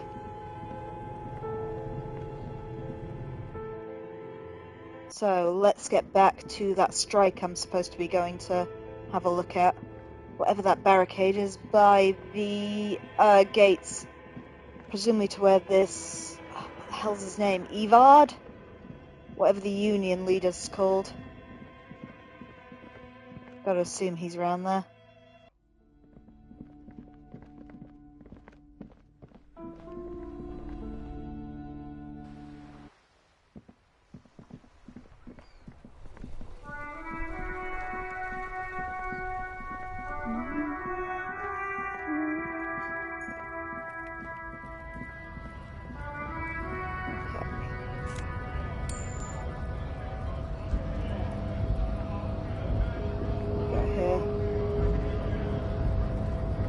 Scab? Asked the man with jolly eyes tilting his head. His name's called Call Me Manana. Okay. What exactly is a scab? A kind of a worm, content with mere survival. They come, they want to do our job for shittier pay, screwing over both themselves and us. Everybody loses. Hold on, where did they come from? Beats me. Somewhere in the ground, I think. You don't seem to like them much. Gotta be bloody stupid or freaking evil to scab. Or I guess scared, maybe. But scared of what? Of who? Personally, I'd rather beg than scab. If the gentleman shouting on the street came begging, maybe they'd have gotten something. Have you tried talking to them? We've explained the matters, but they don't listen. This lot would be reasonable and go home if the big guy wasn't riling them up all the time. I'm not a scab, I'm a cop. I was just messing with you. No one's ever seen a cop scab. Imagine, you cops going on a strike, but then another cop comes in and says, "Let us cop for less money." He chuckles, then he realizes. Speaking of, what brings the RCM here? To the Wild North? Come to see the strife? I've come to Martinez to investigate a murder. Oh, wait. What else we got? Looking for assistance. Yeah, we'll go with that. I've come to Martinez investigating a murder. Murder, huh? That sounds like a lot of hard work. You'd never see me investigating a murder. I have no idea what I'm doing. That's okay. I have no idea what I'm doing either. I don't even know what day it is. Don't tell me. It's a better day that way. Murder, huh? That sounds like a lot of hard work. You'd never see me investigating a murder. Maybe that's why you want to help me solve it by telling me you did it. Of course, Policia. It wasn't me. You can rule me out. Easier that way. Should we? He's nice. I don't like nice. He didn't do it. It's the truth. I'm looking for assistance with a dead body situation. Body still hanging in the tree? Hey, that's a rough pickle. Can't help you with that, sorry. I'm not really an admirer of dead bodies. Might be someone else from the Union can render assistance. Does this mean you can let me through the gate? I don't operate in that capacity. I'm not a granter of passage. The passage grants itself. It's that simple? I just walk in? Aye. Walk right past Measurehead and go in. Past Measurehead? Yeah, the 2.5 meter tall Semini supremacist there. Walk right past him. Right. Then press the button to unlock the door. Uh-huh. Then go past him again. Okay. And you enter the arbor through the office. Ya está. For some reason that doesn't sound like it's going to be easy. Don't worry, I'm sure it's not completely impossible. For example, you could best Measurehead in a physical confrontation, or you could convert to a Semini supremacist worldview. Or, maybe it actually is completely impossible. Has anyone here ever bested him in a physical confrontation? Not yet, no. He's incredibly strong. Nothing a couple of solid hooks from Dexter and Sinister won't fix. Has any of the scabs tried converting to his worldview? Jean-Luc himself would say the philosophy has proven overly heroic for the scabs to convert to. Not enough intuition. Got it. Another thing. Sure. I'm a bit short of money right now. Can you give me some of it? Sure thing, my friend. I can help you out. He flips a coin towards you. The coin lands into your hand as if it has always belonged there. The swallow returns. Appreciated. Always glad to help out the RCM. Shame I can't do more. Things are meager at the moment due to... He nods towards the protesters. You know, the winter's fat is slowly running out and all. Still better than scabbing, though. The Union has problems getting by? Nothing to worry about, really. The jam's a bit of a mess. Cargo can't get in or out. The rationing is a bit stricter is all. Supplies should last the strike, though. Every little bit helps, you know. I'm always glad to help out when possible. Not like these slithering scabs. He looks at them in disbelief. What's the strike about, anyway? You know, serious business. I'm sure the big boss will be glad to tell you. You'll have to ask him first. He's a chatty guy. wants to talk about the strike. Return once you've met the union boss and are on a better footing with the organization. Nice talk, gotta get moving.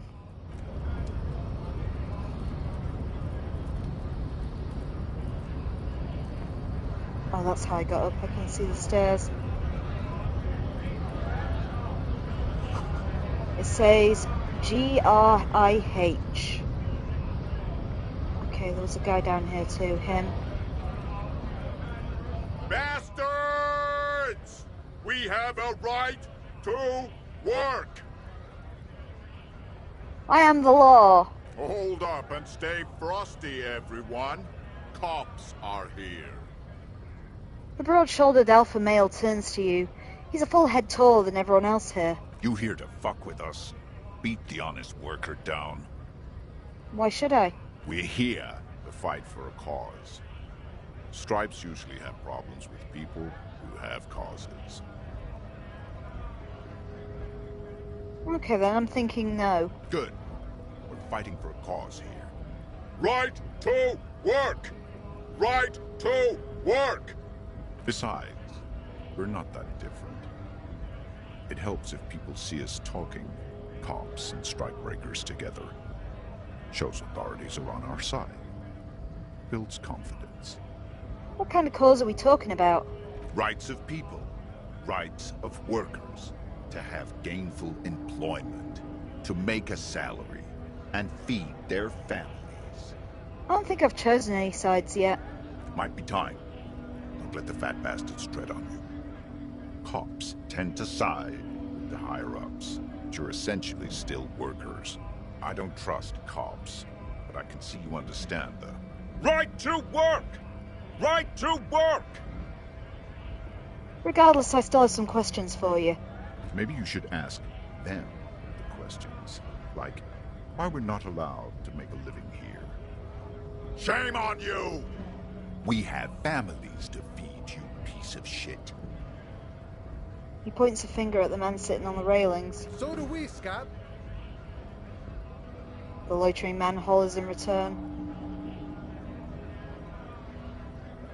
I want to get to the harbour too. Have fun. Union shits are on full strike. Don't think they're going to let you through the gates. You trying to meet their fat boss? I'm interviewing people about a murder that took place here, behind the hostel cafeteria there. I know nothing about a murder. His reply is snappy and terse. The mention of a killing sends a barely noticeable shiver of tenseness through him. Interesting. Why so tense? What are you talking about? I'm not tense. Yes, he's tense. Right to work! It's shameful. Cops doing nothing. You should bring backup. Open up the gates for us. Blockading gainful employment for workers is a crime. This really isn't my area of expertise. We are not picking a side in this just yet, sir. Pity. Let us work! What is a strike? When a bunch of ungrateful, lazy cockroaches can't get their act together, decide to block honest work for other people. He shifts uncomfortably in his worker's overalls. What do the strikers want? Beats me. They mumble nonsense about boardrooms and workers' rights, while we have the right to work! When the man moves around, you perceive some serious abs underneath his tight-fitting shirt.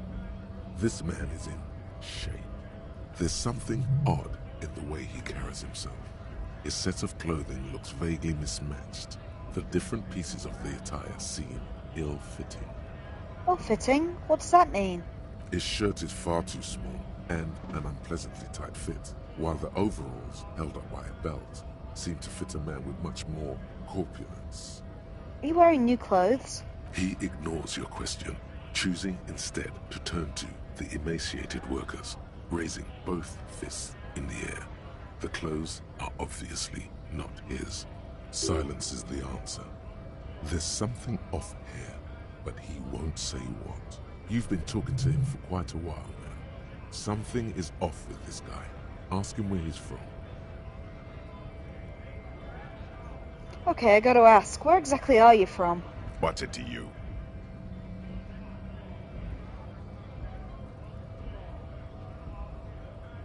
Routine, it's part of my investigation. Am I a suspect?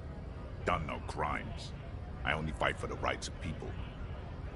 Already got that. I'm interested in your background. We're all workers, right? Workers stick together. Came from the eminent domain, in Jamrock. Backgrounds in odd jobs, heavy lifting, cargo hauling, bouncer work. I know the drill.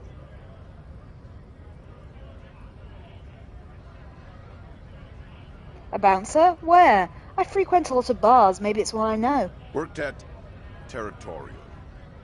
Ring a bell? I've never heard of it. Are you lying? We're done here. I have a strike to break. Right to work! Right to work! I wasn't done asking questions. Shame on you! Things are busy enough. You're going to waste less of my time? The Maybe. hulking man oozes stark skepticism. Who are all these strike breakers? Honest men and women, with rights, to work, to be useful. Not toys for corporate interests. The man runs his hand through his steadily greying military haircut. We came here to help the harbor run smoothly in time of crisis. If union fucks don't want work, they ought to let in those who do want work. I have a question. Why do all these men follow your leadership? You think they follow because I'm big and loud? No. They follow the rules of the market, the rules of the economy, because they were given a job to do! What exactly is your goal here? We were promised work. We'd be in there, working, if the bastards hadn't shut the gates. And are you unable to breach the entrance? Main gate's locked. Would take heavy ordnance to bust it open. Try to get in through the secretary's office. Door's locked. The guard's blocking the way to the access panel. And I don't mean the scrawny mess punk either. I mean head measurer. Or whatever he is. Wait, head measurer? Huge Seminese guy standing up there on the overhead passage. Won't let anyone by. The access panel is right behind him. How bad could one guy be? You seem capable. Bad. Standing on a narrow bridge, he's got a strategically advantageous position. And he's trained. I don't know how the Union has a trained killer up there. But that one's no joke. And my men are tired and hungry. They're workers, not fighters. Have you considered storming in, like all of you? Why don't you go arrest them instead? I'm sure they've done plenty of criminal shit. They have that look. It would be better for the neighborhood if you went home, at least for now, if you can't get in anyway. No! They will give up eventually. Or get drunk. Leave the button unguarded. Then we charge. The man rubs his jaw, a perfect lightly bearded square wedge. What's it to you? Okay, let's see if we can get him to say anything more about where he's from. Curiosity. Got to figure out the strike mess. Big mess. Caused by union greed. But I only fight for the rights of people. We're all workers, right? What we got? Workers stick together. Came from Sweet. the eminent domain. Yeah. You said that already. Odd jobs, heavy lifting, cargo hauling, bouncer work. I know the drill. Sweet, I know bars. Been thrown out several. Maybe that's why you seem familiar. Worked at Territorial. Ring a bell? Yeah, I think I've been there. Uh-huh. It was a long time ago. Man's losing interest. What's it right. to you? Let's just skim through. No.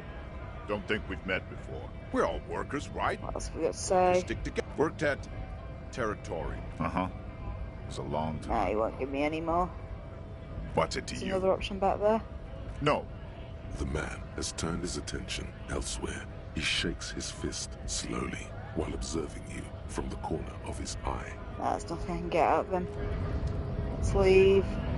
Okay, let's go up the top and try to tactfully negotiate with Measurehead. But I'm going to save the game first because this sounds like how I get killed.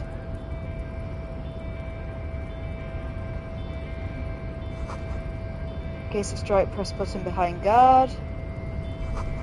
The hermetically sealed door locked by electronic means. Okay, I can hear Measurehead shouting his own name over there. There's no lockpicking or kicking down this door. Yeah. So we will save the game.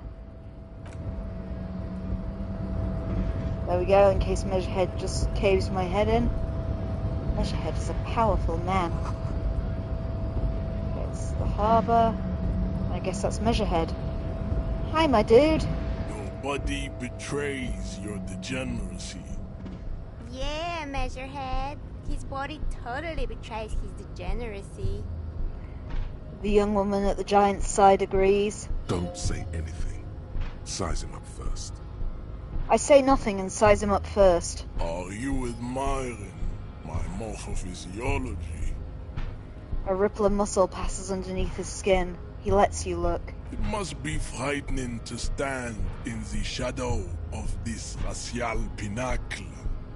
Be calm, Sandwich. You are not in danger, because you are not a threat to me. It's a fascinating accent. Alright, I puff out my chest and still say nothing. What is this androgynous display of sexual maturity? He looks down at you, taking stock of your physique. You hear your heart pumping, fast and irregular. Your joints ache and you feel old, but still alive, somehow. Stop it! You are embarrassing yourself in front of this woman and your pedomorphic friend. This display of weakness may appeal to older women with a stronger maternal instinct, but it is a liability here on Battlefield Martinez. Jean-Luc, his body is betraying his degeneracy pretty hard. Maybe you can ask him to leave. What do you mean my body betrays my degeneracy? You have succumbed to Al-Ghul. His face contorts in disgust, as if he was smelling a dead rat. You reek of it. An invisible sword of Al-Ghul emerges from your throat. You cannot see it, but others can. It is making the woman in my company sick. Wait, Al-Ghul? Yes, Al-Ghul. What is Al-Ghul? Al-Ghul is an ancient Ilmaran poison, a parasitic fungus that has colonized your race. It is a trick the desert pygmies played on you, for humiliating them and stripping them of their land. It was cordyceps all along.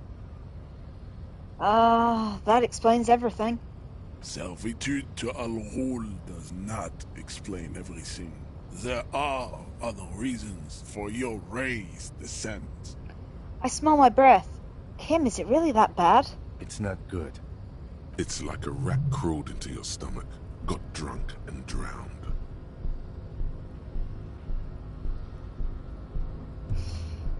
You're right, I am a servant of Al-Ghul, but I still need that body down from the tree. No, you don't. You need to get another drink. Occidental Haplogroup B4 is done giving orders around here. The influence of the ham sandwich race is waning. That was a lot of words. Show him the ham still got it.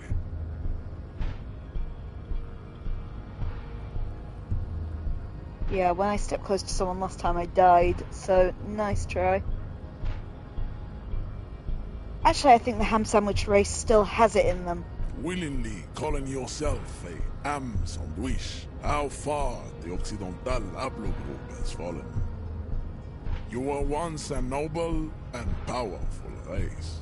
You gave the world eugenics, electricity, and powerful weapons of war like missiles and aerostatic aircraft. You made great gains in metallurgy, race theory, and statecraft. You dominated lesser cultures, like the deformed Hemians and the inexplicably potato-obsessed Khoikos. But now your ascent to the genetic summit has halted. You are obsessed with sadness and with frivolous pop culture. I am potato obsessed. You will be superseded. Isn't that right, babe? It is, baby, yeah. You know it. I love his groupie. There is a button right behind him, just out of reach. It must be the one that opens the door to the harbor. This man is not budging. Let's hope his superiors inside are more cooperative.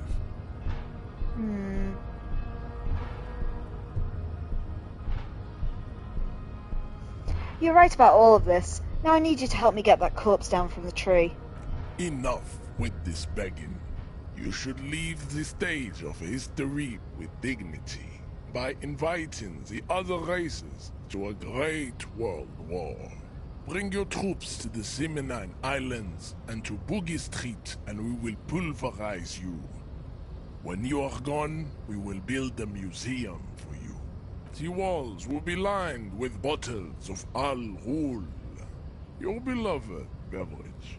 Inside, we will store the odes to homosexuality you call art, and your microcephalic skulls. You know, I think he's insulting me. What we got? They're both equally hard. Oh, I'm gonna die, aren't I? Right, let's just ask some more questions and see if it raises my chance on any of them. You serve the Union, don't you? Aren't they white? Don't be vulgar. White or not has got little to do with this. The race enigma runs much deeper than that. He turns his eyes towards the harbour, seemingly bored with you. There must be some friction there. He's keeping it well hidden, however. Yeah, but you still serve them. How does that factor into your life? Mr. Claire is a man of vision and means. He has the will to confront polycultural capital, something your race, naivistic communists, never did. Also, to serve is noble. It takes discipline. Your petulant individualism has only contributed to your race failure. It is lax and moronic. My gem is a mysterious fourth thing. Jam. Individualism. You have gotten these ideas from degenerate youth culture, have you not? You have picked them up from rock and roll songs? It's true, I am a rock and roll star and a rebel. Rock and roll is moribund. Only Koikos listen to it anymore. There is no life left in it. My people abandoned it long ago. It leads only to neurodegenerative herpes and heroin overdoses. Be that as it may. I am not surprised you enjoy it so much. This has happened to many of the side products of the inevitable cultural victory of the Semenese race. I don't really know who the Semenese are. I've recently experienced head trauma. I can see that. The Semenese are the South Island race, haplogroup A4A, the rightful masters of the Insulindian archipelago. We descend from the Areopagites of ancient Pericarnassus, and arrived here 4,000 years ago. We are the future. That is all you need to know. So you were born and raised on the islands before you moved to Revachol? I am a descendant. The narrow streets of Gulumbuir are with me in my genetic dreams.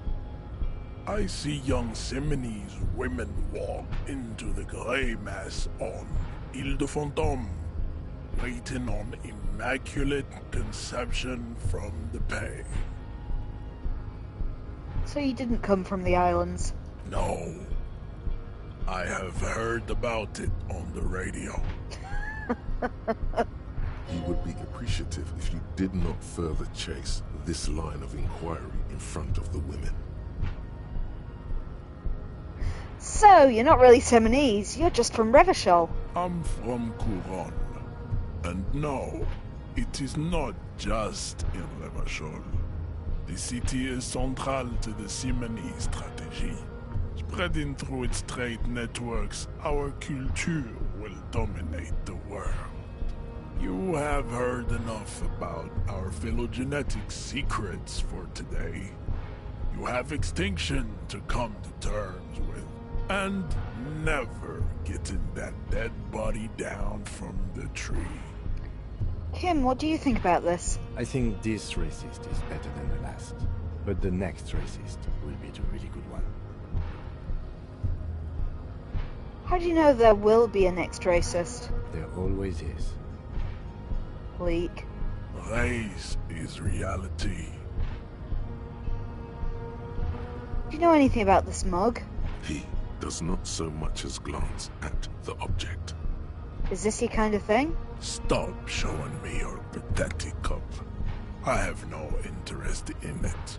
Does he strike you as the kind of man who puts mugs into trash? Why are you not with the Hardy Boys? I am not the first line of defense. I am the last.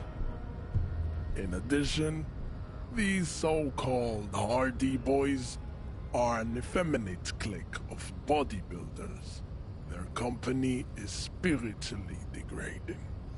But you're all part of the union. The Hardy manlets are on the pay of the company. I answer to the union alone. And I do this out of race heroism. Finance is an alien concept to the Simonies. Now leave me be. I must luxuriate in the company of my woman. What are those tattoos he is supposed to mean? Racists are generally not very good examples of their race.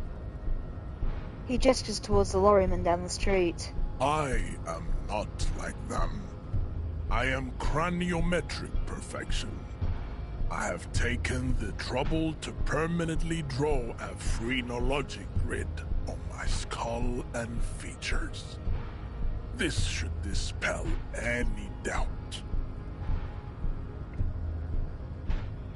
You sure I'm not craniometrically superior to you?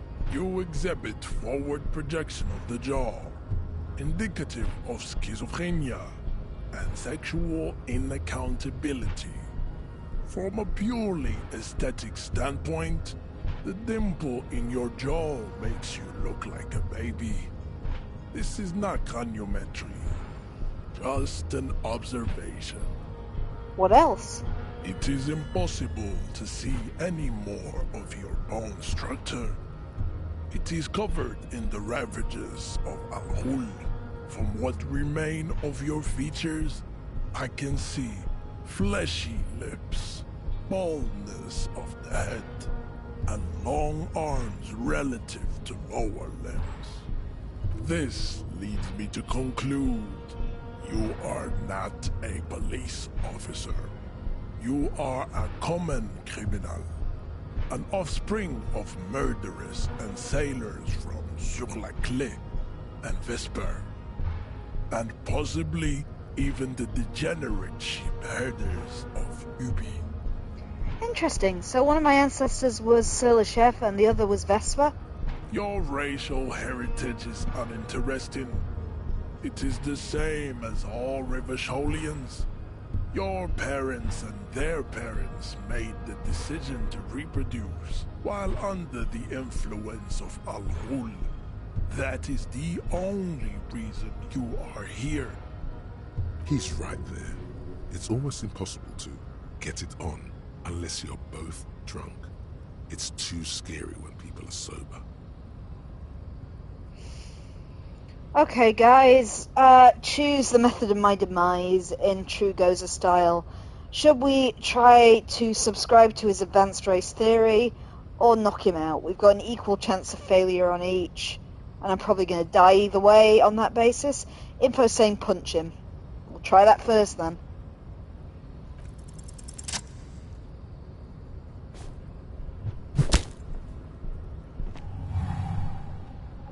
Just like that, instinct took over. A solid strike straight into his throat, into the cartilage. You could swear you felt the soft palate break. Lieutenant Kim, I've killed a man. The man is reeling, gasping for air. Time stands still around you. In the distance, the sounds of the harbor are falling silent. All you hear is a small gurgling sound as a trickle of blood appears on the man's lip.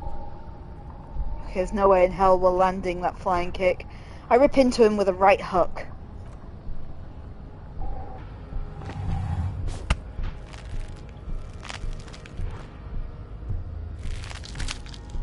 Oh God, wrong move. Your head is in his hands, like a pair of forceps crushing you, and you can feel every jewel.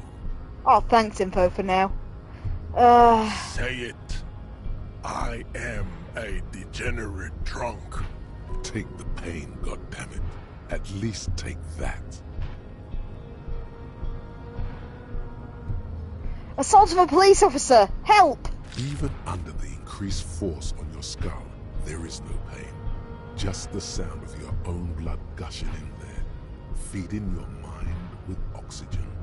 Kim, you've got a fucking gun. Get with it. You are a poor player of physical chess. Oh, I wish there was a way to retry it. Oh, I can retry it. Right, let's keep doing this badly.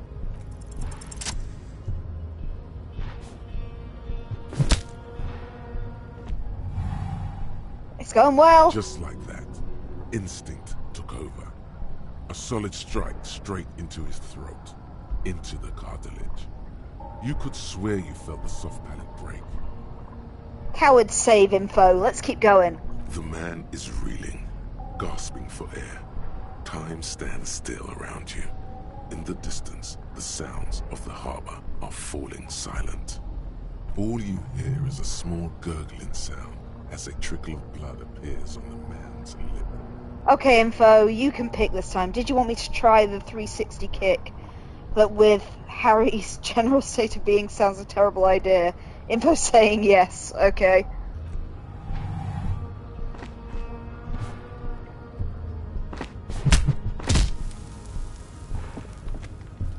The man lands with a dull thump, like a broken down puppet of muscles and sinew. For a moment, he still tries to keep his head up, dazed eyes looking at you with unimaginable surprise. To your left is the button. Disco Inferno! As you slam your fist on the button, the man collapses entirely, his head rolling to the side. I just got a trophy called Hyperstellar Law Officer, which is in fact the first trophy we've got. Go us. Looks like you're the new Measurehead now. Fuck yeah, baby. Her voice is surprisingly calm. No one is the new Measurehead. Let's go, before he gets up. The lieutenant makes haste towards the door. The 15th Indo tribe. Because there was. The 15th Indo tribe was comprised of 8 kids from Forberg and North Jamrock, running from wild dogs in the valley, hiding scents under rocks, and stealing clothes off clotheslines, and sometimes even the copper wiring of phone lines. You may have been one of them. This must be a childhood memory. The 15th Indo tribe was your Indo tribe, set to rule in Cylinder. The rest of the kids are dead now. Car accidents and drug overdoses. Only you remain.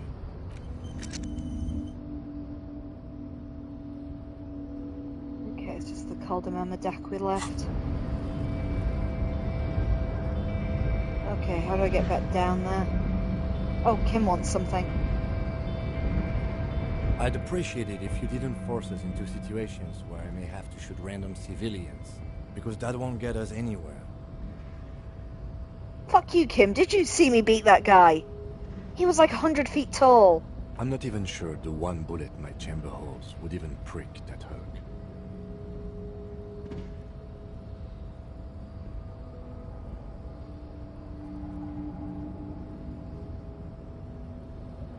But I was fighting bad and savory ideologies. I'm a hero. We're not here on some political quest. We are here to solve a crime. Don't make the situation any more volatile than it already is. But how else are we going to get through the gates? There must be some other way. Let's go see the yard again. It faces the other end of the harbor. We're done with Measurehead here. I was trying to assert my dominance over him. We're not here on some political quest. We are here to solve a crime. Don't make the situation any more volatile than it already is. But he's trying to provoke me. And you're just going to let him manipulate you like that? Alright, fine, I won't do it again. Let's think of something else. No. You should do it again. It's the last thing he'll be expecting.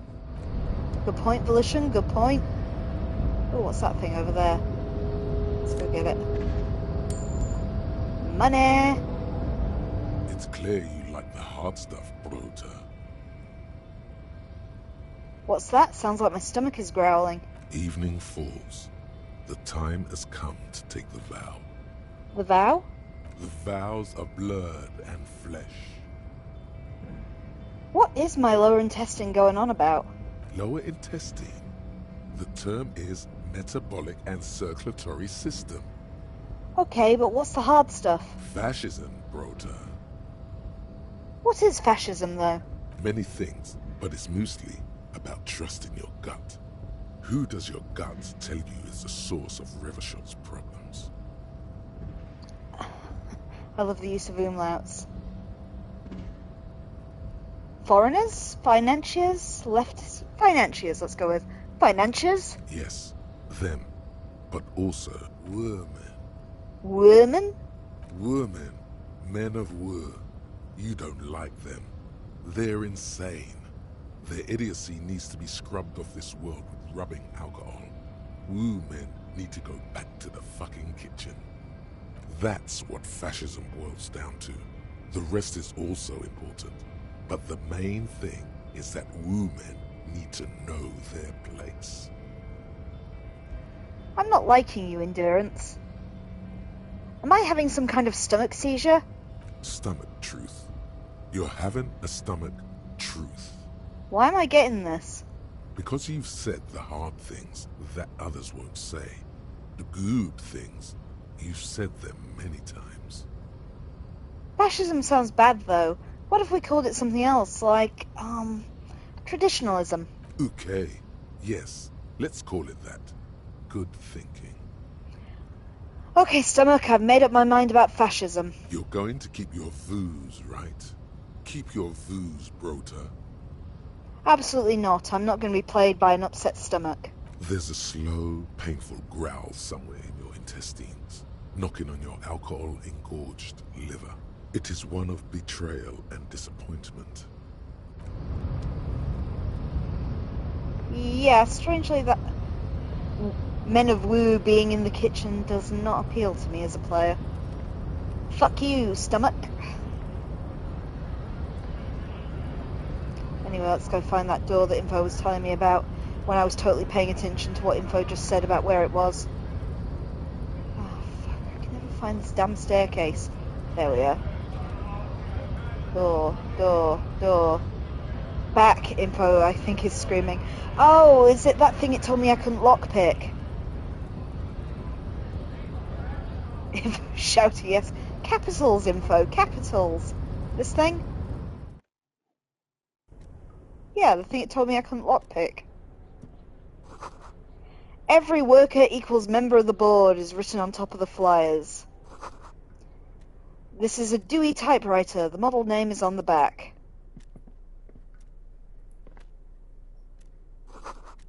Standard office file cabinet. The drawers seem to be locked.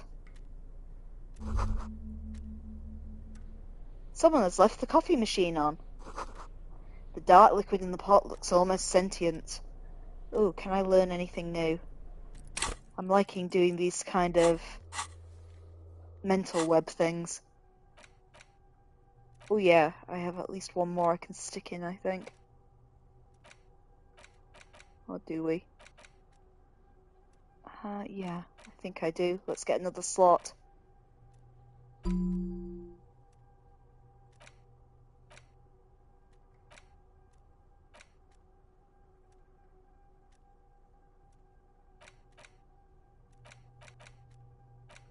Where?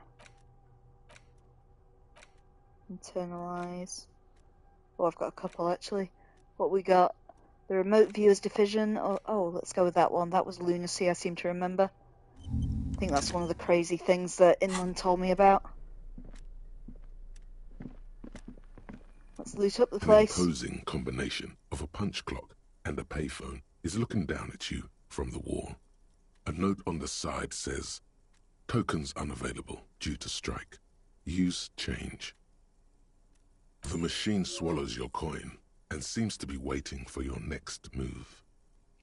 Let muscle memory dial a random number. Your fingers run over the dial pad. 005. That's the dialing code for Revachol. 4952, and a moment of hesitation before entering the final numbers. 993. Calling. Calling. Still calling. Then... Video Revachol, 24-hour video rental. We rent 8 and 10mm film for home use. This is Lummy. How may I help you? What is this place? Video Revachol is a 24-hour video rental. We rent 8 and 10mm film for home use. This is Lummy. No, I mean, what is this place to me? Sir, I don't know. It's a video rental. Maybe you rent videos here. Do you know me? No. Why did I call you? Maybe you called to extend your rental period? Do you need to extend your rental period? My name is Raphael Ambrosius Cousteau. Do you have anything in my name? Raphael what? Listen, I can't help you over the phone. If you need further assistance, you can visit us on the corner of Voyager and Main. Are we done? He thinks you're pulling a prank on him. On the corner of Voyager and Main, a large neon sign hangs on the side of a building. Video Revachol, 24 hours. It's raining and there is almost no traffic on the street. A woman's footprints in the mud lead away from the front door. Tiny heels tiptoeing down the road. Beautiful steps, light-footed with a lifetime ahead of them. You look up and the air seems to grow darker. Suddenly you feel like you don't want to hear about video rentals anymore. You don't want to hear about any of it. It was all shit. It's over. Kim, I feel sad about Video Revachol 24 hour. That's enough for you today. Let's conclude this call. What was all shit? It. We're done. I hang up the phone and leave. The radio is emitting strange buzzing sounds. Ooh, I gained a book. On second glance, someone has forgotten to properly close one of the drawers. It's unfortunate for the Union to just leave their paperwork lying around like this. Let's see what's inside, he thinks. I open the drawer. The drawer opens smoothly. Inside is a well-organized selection of brown folders. I browse through the folders. Hundreds of documents containing logistical data. Two kinds of transactions stand out. Materials coming into Revachol from the outside world, from Muindi, Grad, and even Ilmara, and the same materials being handed over to companies inside Revachol. Kuron, Coal City, La Delta, and Jamrock are listed among the many districts where the imports are being sold. Anything interesting? It's hard to make sense of this thicket of company names, dates, quantities, and percentages. You try to focus, but the lines are getting blurry. I force myself to go through the folders. Whatever's hidden here is hidden well. Concentration isn't enough. Only a trained accountant with a background in logistics would be able to really make sense of it.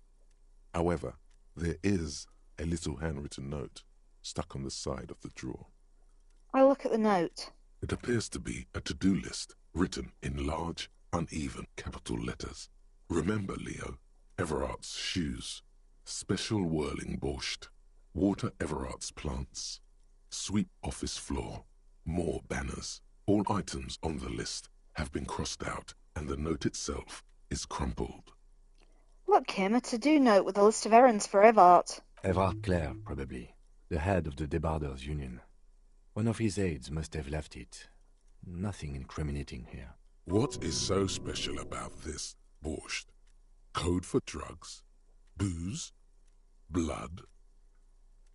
I take another look at the note. Remember, Leo, Everart's all items on the list have been crossed out. There. The drawer slides shut smoothly.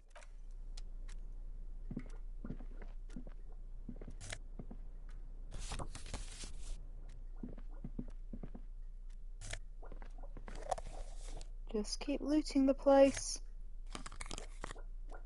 Ooh, shades. That's kind of cool. Let's go put some clothes on. Okay, so new clothes, my shades. God, I'm cool.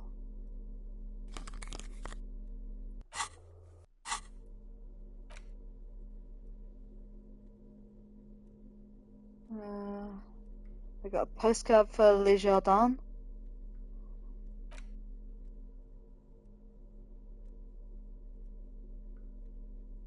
Ooh, and a book I can interact with. Wonder what happens if I interact with books. Let's find out. The front of this quarterly journal features a large satirical portrait of the late King Friesel. From the sides of his head, a pair of white antlers spread to the corners of the cover. Why antlers? Because white antlers are one of the symbols of communism.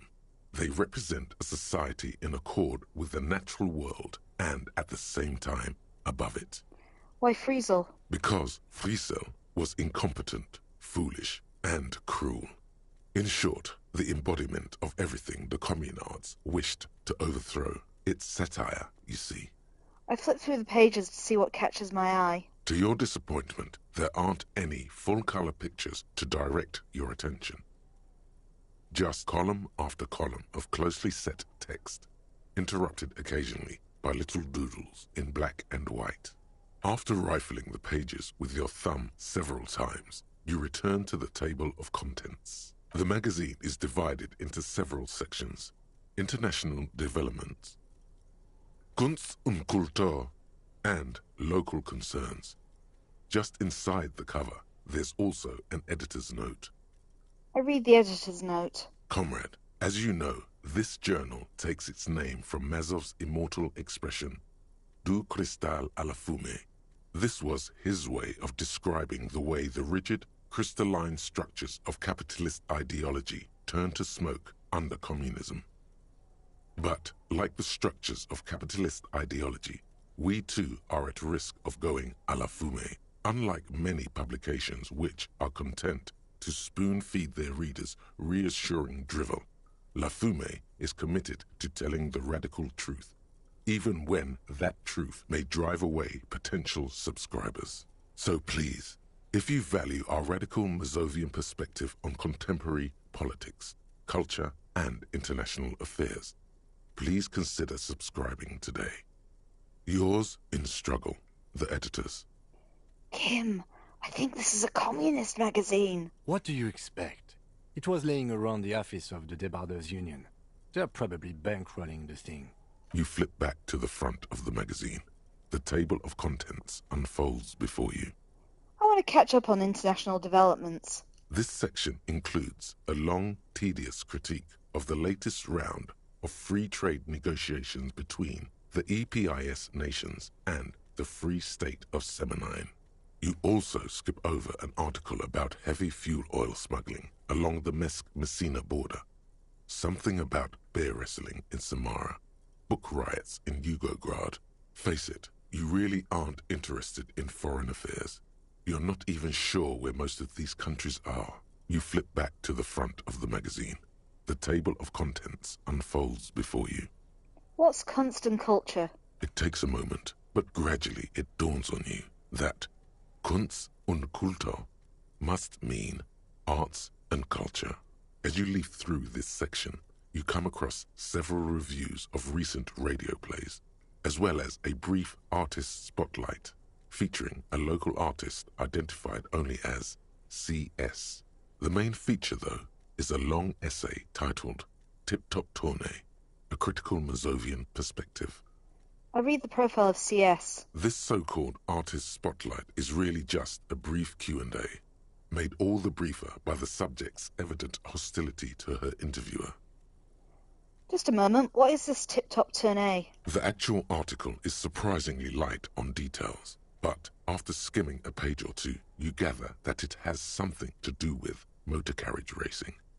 If you don't follow it, you only ever hear about the ludicrous sponsorships and obscene death toll.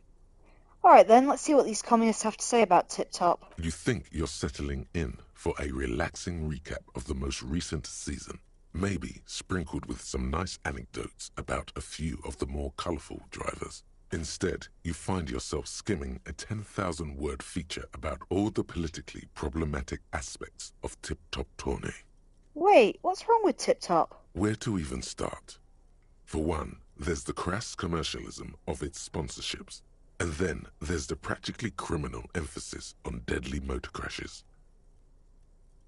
Hang on, who wrote this stuff? Oddly enough, this article has 2 bylines. Nasteb Encolada Bernal and Exilus Buka. What's so bad about sponsorships? Under capitalism, the article says, every pursuit has its price. Every pleasure, even one as elemental as the joy of racing others around a track, is reduced to an advertising opportunity.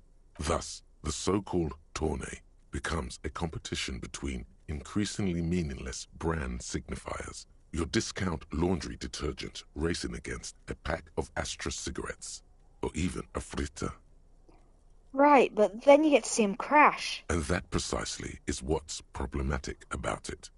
Were it not for the promise of random, spectacular violence, audiences would quickly lose interest. At the end of the day, it's the destruction of these 750,000 real racers that you're really watching for.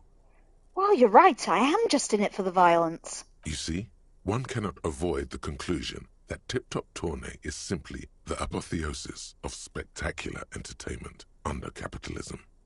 Kim, did you know that Tip-Top Tourney is actually an orgiastic ritual of capitalistic destruction? I had no idea. I can safely say the thought had never crossed my mind, Detective. The lieutenant furrows his brow. I wonder what else is really just a metaphor for life under capitalism.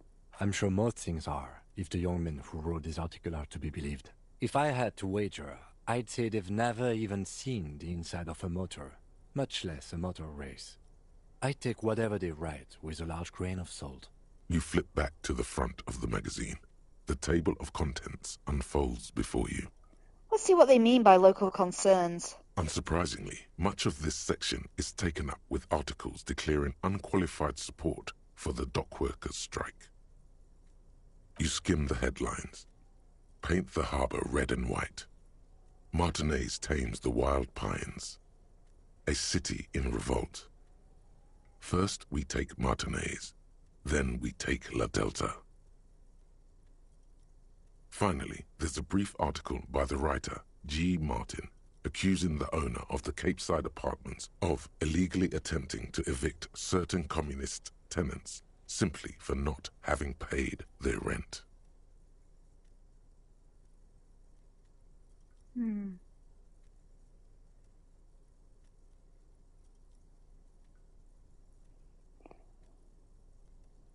Charging rent just to live somewhere is pretty outrageous. The writer G. Martin remarks dryly that capitalists love wealth redistribution, so long as it's only redistributed upward.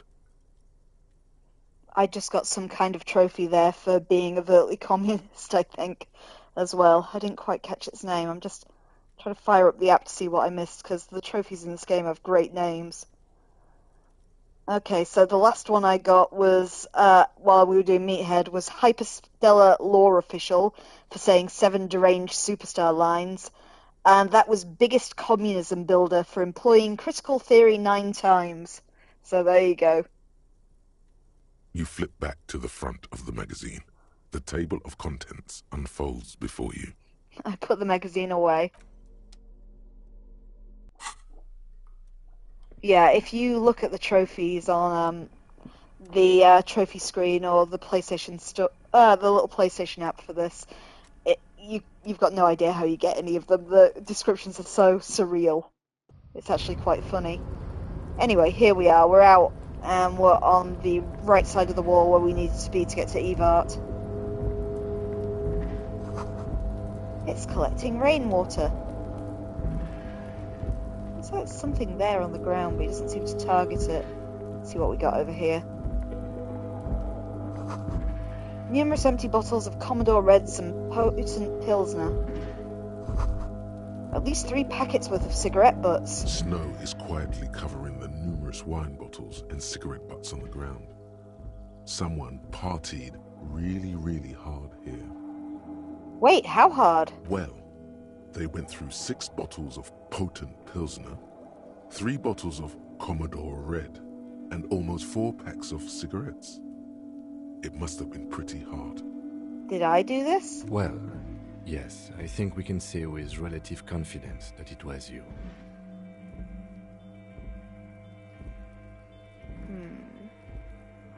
I must have been on an advanced scouting mission to this harbour. Yes, this looks pretty advanced, all right. For now, let's just move on. This is the night watchman's booth.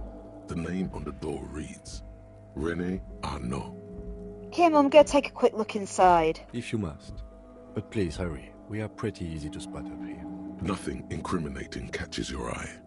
The cabinets are clean and their sparse contents meticulously organized. There's a framed photograph on the table. I take the picture. It's a black and white photo of a young couple out in a street fair. The man is young, dark-skinned, and dressed in a Royal Carabinieri uniform. The girl is smiling playfully at the camera. Why did you take that?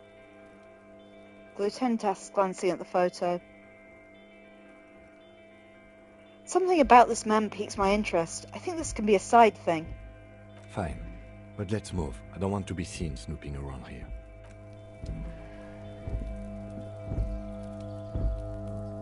Okay, we can't reach the things down there from here.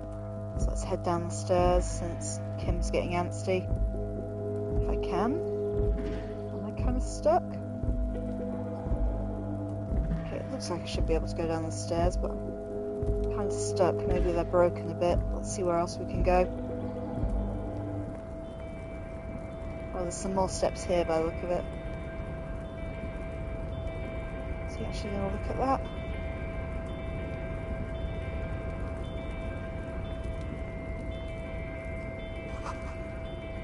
White pine trees are printed on the screen covering. It looks like a forest under snow.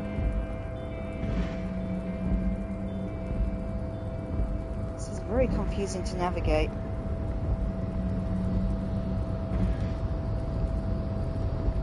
Okay, looks like we're going that way.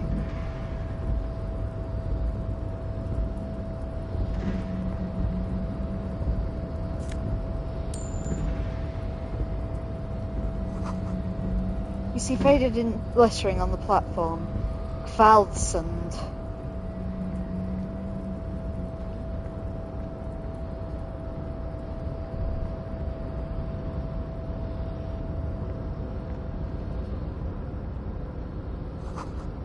Piles of cargo belts used for heavy lifting.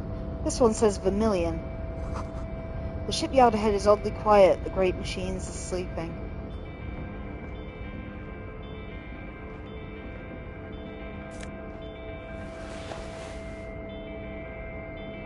Yes?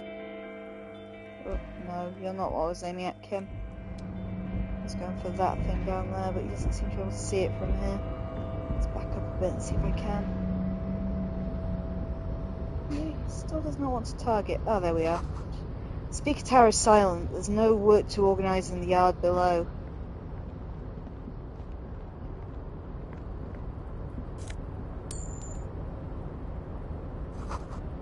Industrial-sized thermos smelt like burnt coffee. There's plenty of money lying around.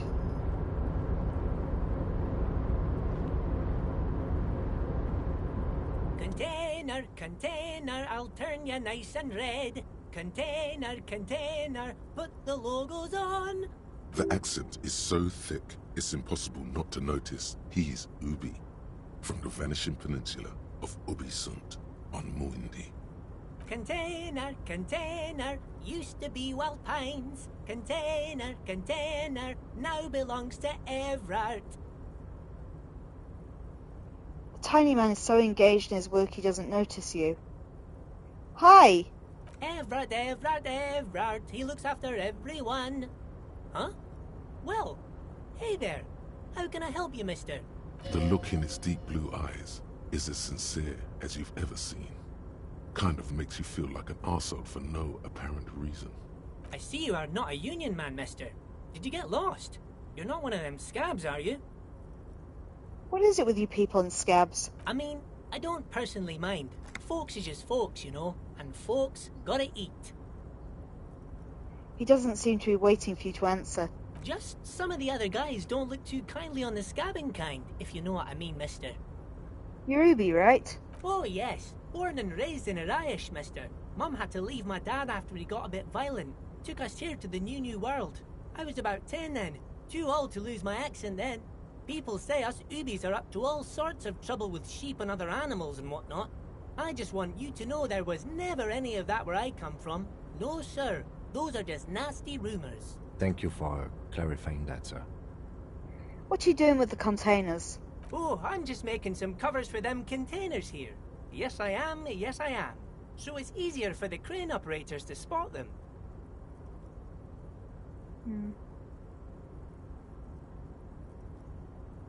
Let's ask him some other questions and come back to that. Sure, mister. About what? Where is everyone? The harbour is empty. Oh, most of the guys are down at the gates, keeping the scabs from coming in. He leans back with a confident look. We're on a strike. The whole union is. You don't have to work when you're on strike. Ha! We haven't worked for 2 months now. So no one is working? Not everyone is down there, of course. Mr. Evart is in his office, where he always is. And Jean-Luc is guarding the gate. He pauses to think. But Titus and his boys got into some drunken trouble and Evart sent them on a nice vacation. For a week or so. He stops, but seems eager to tell you more. What trouble did Titus and his friends get into? Oh, I'm not really supposed to talk about that. That's union business. He smiles and leans closer. Him and his boys stirred up something in town. Probably drank too much and got into a fight or something. I heard Mr. Evart telling them to take some time off. Don't go all bad cop on this simple, friendly fellow. But what did they actually do? I guess the boys got a bit too rowdy and had to let out some steam. I don't really know the details. That's just how boys are, you know. I haven't been in a fight since I was in middle school. Easy, Leo. Let's keep this on the hearties. He looks to you for assistance. Okay, Leo, let's hear about this fight you got into. I remember I was the runt of the class. The bigger boys always used to pick on me. You see, I had a bit of a temper back in the day. Flew off the handle like nobody's business. But Mr. Evart and his brother always came to help. Once they beat old Noel Becker so bad he needed stitches on his head. Noel never started another fight with anyone after this. Mr. Evart and Mr. Edgar are real nice guys, mister. You should go talk to Mr. Evart. I'm sure you'll be good friends. He's friends with everyone around here. The little guy starts coughing. You're never getting anything useful out of him. It's good enough you found out Evart has a brother called Edgar, and he helped Leo. Do you work here? Yes, yes. Everybody needs a job, and this is mine. I'm Leonard, by the way. Leonard Bellick. But everyone calls me Leo. The little man raises his hand in a welcoming gesture. I'm like Mr. Everett's right-hand man when Mr. Edgar is out of town, and Mr. Edgar's right-hand man when Mr. Everett is away.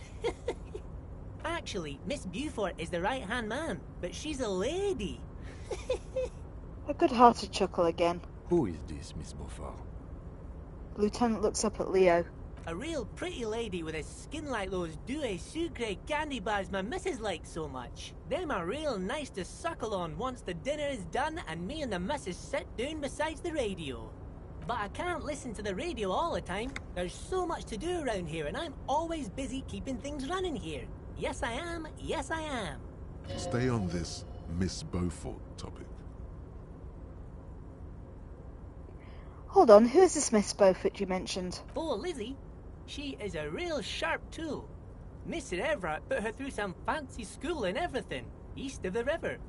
4 years she was gone, and when she came back, she was all fancy and lawyerly. But she's a real nice girl. Grew up in this here neighborhood, knows everybody and gets along with everyone. Real pillar of the community one day, I'm sure. For a fraction of a second, there's sadness in his eyes. If me missus and me was to have a child, I'd be real happy if she turned out like her. But she can't have kids. Dr. Lemaitre said so, and she knows about such things. Been a doctor for almost 50 years she has. He sighs and falls silent, watching you meekly with his blue eyes. I think you're doing a great job around here, Leo. Yes, this place really seems to run like clockwork. Keep it up, Leo. The lieutenant smiles at the little man.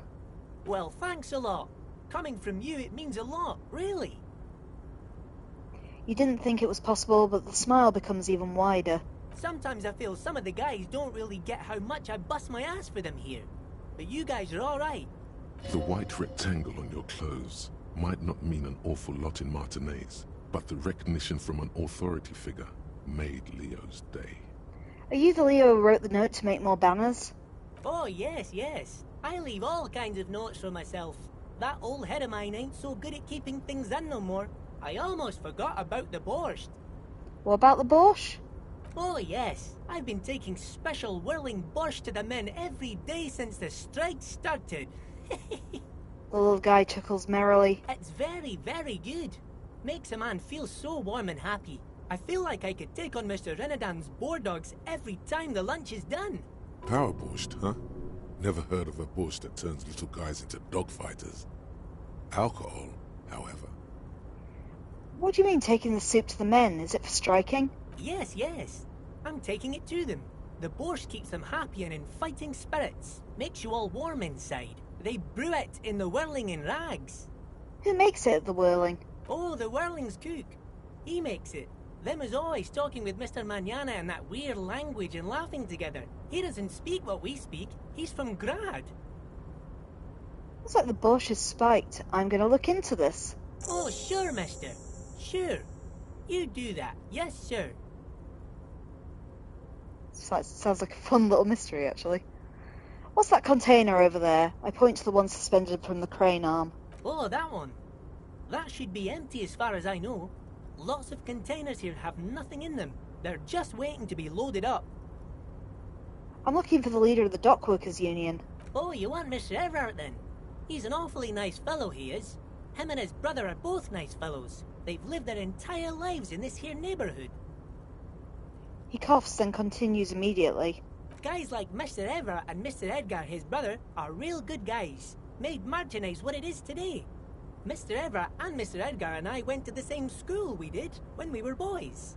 Easy now, Leo. I just want to know where I can find him. Oh, Mr. Evart is where he always is. In his office, of course. He points to the 2 joint containers to your right. Right, let's see if we've gained any extra bonuses for that variable one. Oh, I'm just making some covers for them containers here. Yes, No, we haven't. Yes, I We'll am. try anyway. So it's easier for the crane operators to spot them. What's going on here? I look at the mountain of containers rising behind him. It's a logic roll. Everything is so pretty and red. You and Leo look like brothers as you glance around with similar childlike wonder. Wow, the red is much prettier than that drab old green. Sure is, mister. Sure is. Really livens up the place. Yes, it does. Yes, it does. I hate to break this bonding moment, but the red containers mean they are replacing the company livery with the union livery, which means this strike isn't gonna stop anytime soon. Okay, I'm off. Bye-bye now. Oh, I like Leo. The banner sags under the weight of the rain and snow, white waves on red. Let's see what I just picked up. Actually, I might look at my clothes and their actual bonuses, because I've just been slapping them on all over the place. So we got it. Oh yeah, we got the picture that I nicked. Right, my clothes, let's have a look. So what are my options? So my jackets, my disco blazer is just esprit de corps. That's my only outer coat. What am I wearing now? My blue thing. Plus one suggestion. Aye, Captain. Yeah, we'll stick with that. So shirts, I can have conceptualization up, but suggestion down. Or physical instruments up, work it. My current shirt is drama. Yeah, I'll keep the drama shirt on. And new gloves, raise half-light. Half-light's actually kind of fun. What are my other gloves? Interfacing. Yeah, let's put new gloves on. Might take my glasses off because they reduce my drama and I enjoy drama. The necktie stays on.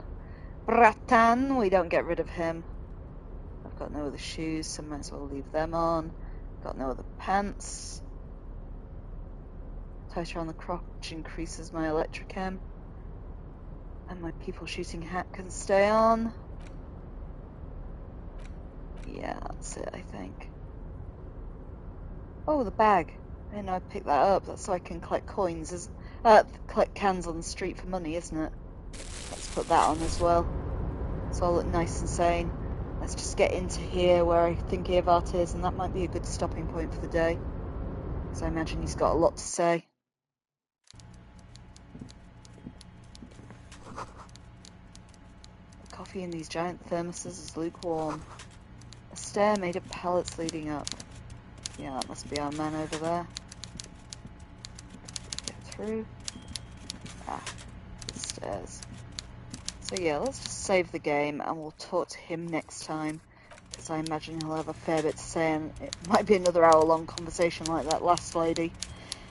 But anyway, before I sign off, Info said a while ago he wanted to feed the cats. I have not been doing it because Schrody has been asleep on my lap for the last 2.5 hours. But now we've finished. Here you go, Shro. Let's cause chaos by summoning Tia over as well. There you go. Some treats for my Schrody. T, I can't see you over Shro's head. Tia, I'm going to just throw some treats in your vague direction. There you go, sweetheart. And Sherry is just sitting at the other side of the room looking aloof. So at least you've had 2 of them, Info. Well done. But anyway, with cats finally fed, that's it for tonight. So thanks for bearing with me. I am Kim, or AdversCamber42. My main stream is live Mondays and Wednesdays at 8 PM GMT and Saturdays at 5 PM GMT, where I'm currently playing Yakuza 4 Remastered. This is my game on the side, just as and when I have a couple of free hours. If you follow the AdversCamber42 Twitter and Blue Sky accounts, I'll always give you the heads up when I'm going to pop on to play, in case you want to make my decisions for me, or just generally see how much of a superstar cop I'm being. There's also an AdversCamber42 YouTube channel where old episodes are put up usually when the day of them airing here, in case you want to catch up on the plot of Disco Elysium so far, or any of the other games I've played. I'm a variety streamer with varied taste and there's a lot on there now. It includes the likes of Alone in the Dark, the 2024 version, Lies of P, House of Ashes, Goodbye Volcano High, Danganronpa 1 and 2, Another Crab's Treasure, all the Life is Strange games. Do check them out if you're interested. I'm also one half of Things Are Getting Strange, an X-Files Rewatch podcast. You can find us wherever you get your podcasts. New episodes go up every Thursday, 8 PM GMT. We're reviewing the X-Files 2 episodes at a time. In Thursday's episode, we will be starting on Season 9, so we'll be discussing the 2-parter called Nothing Important Happened Today. Do check that out if you're interested, and if you can afford to do so, also support our Patreon, because it helps keep the lights on and gives you access to some exclusive X-Files content you can't get anywhere else, including a full Let's Play of the 1998 X-Files FMV game for the original PlayStation. Anyhow, that's it for tonight. Thanks for bearing with me. I'll be back tomorrow with some more Yakuza 4 Remastered. Take care, everyone. Have a great Wednesday.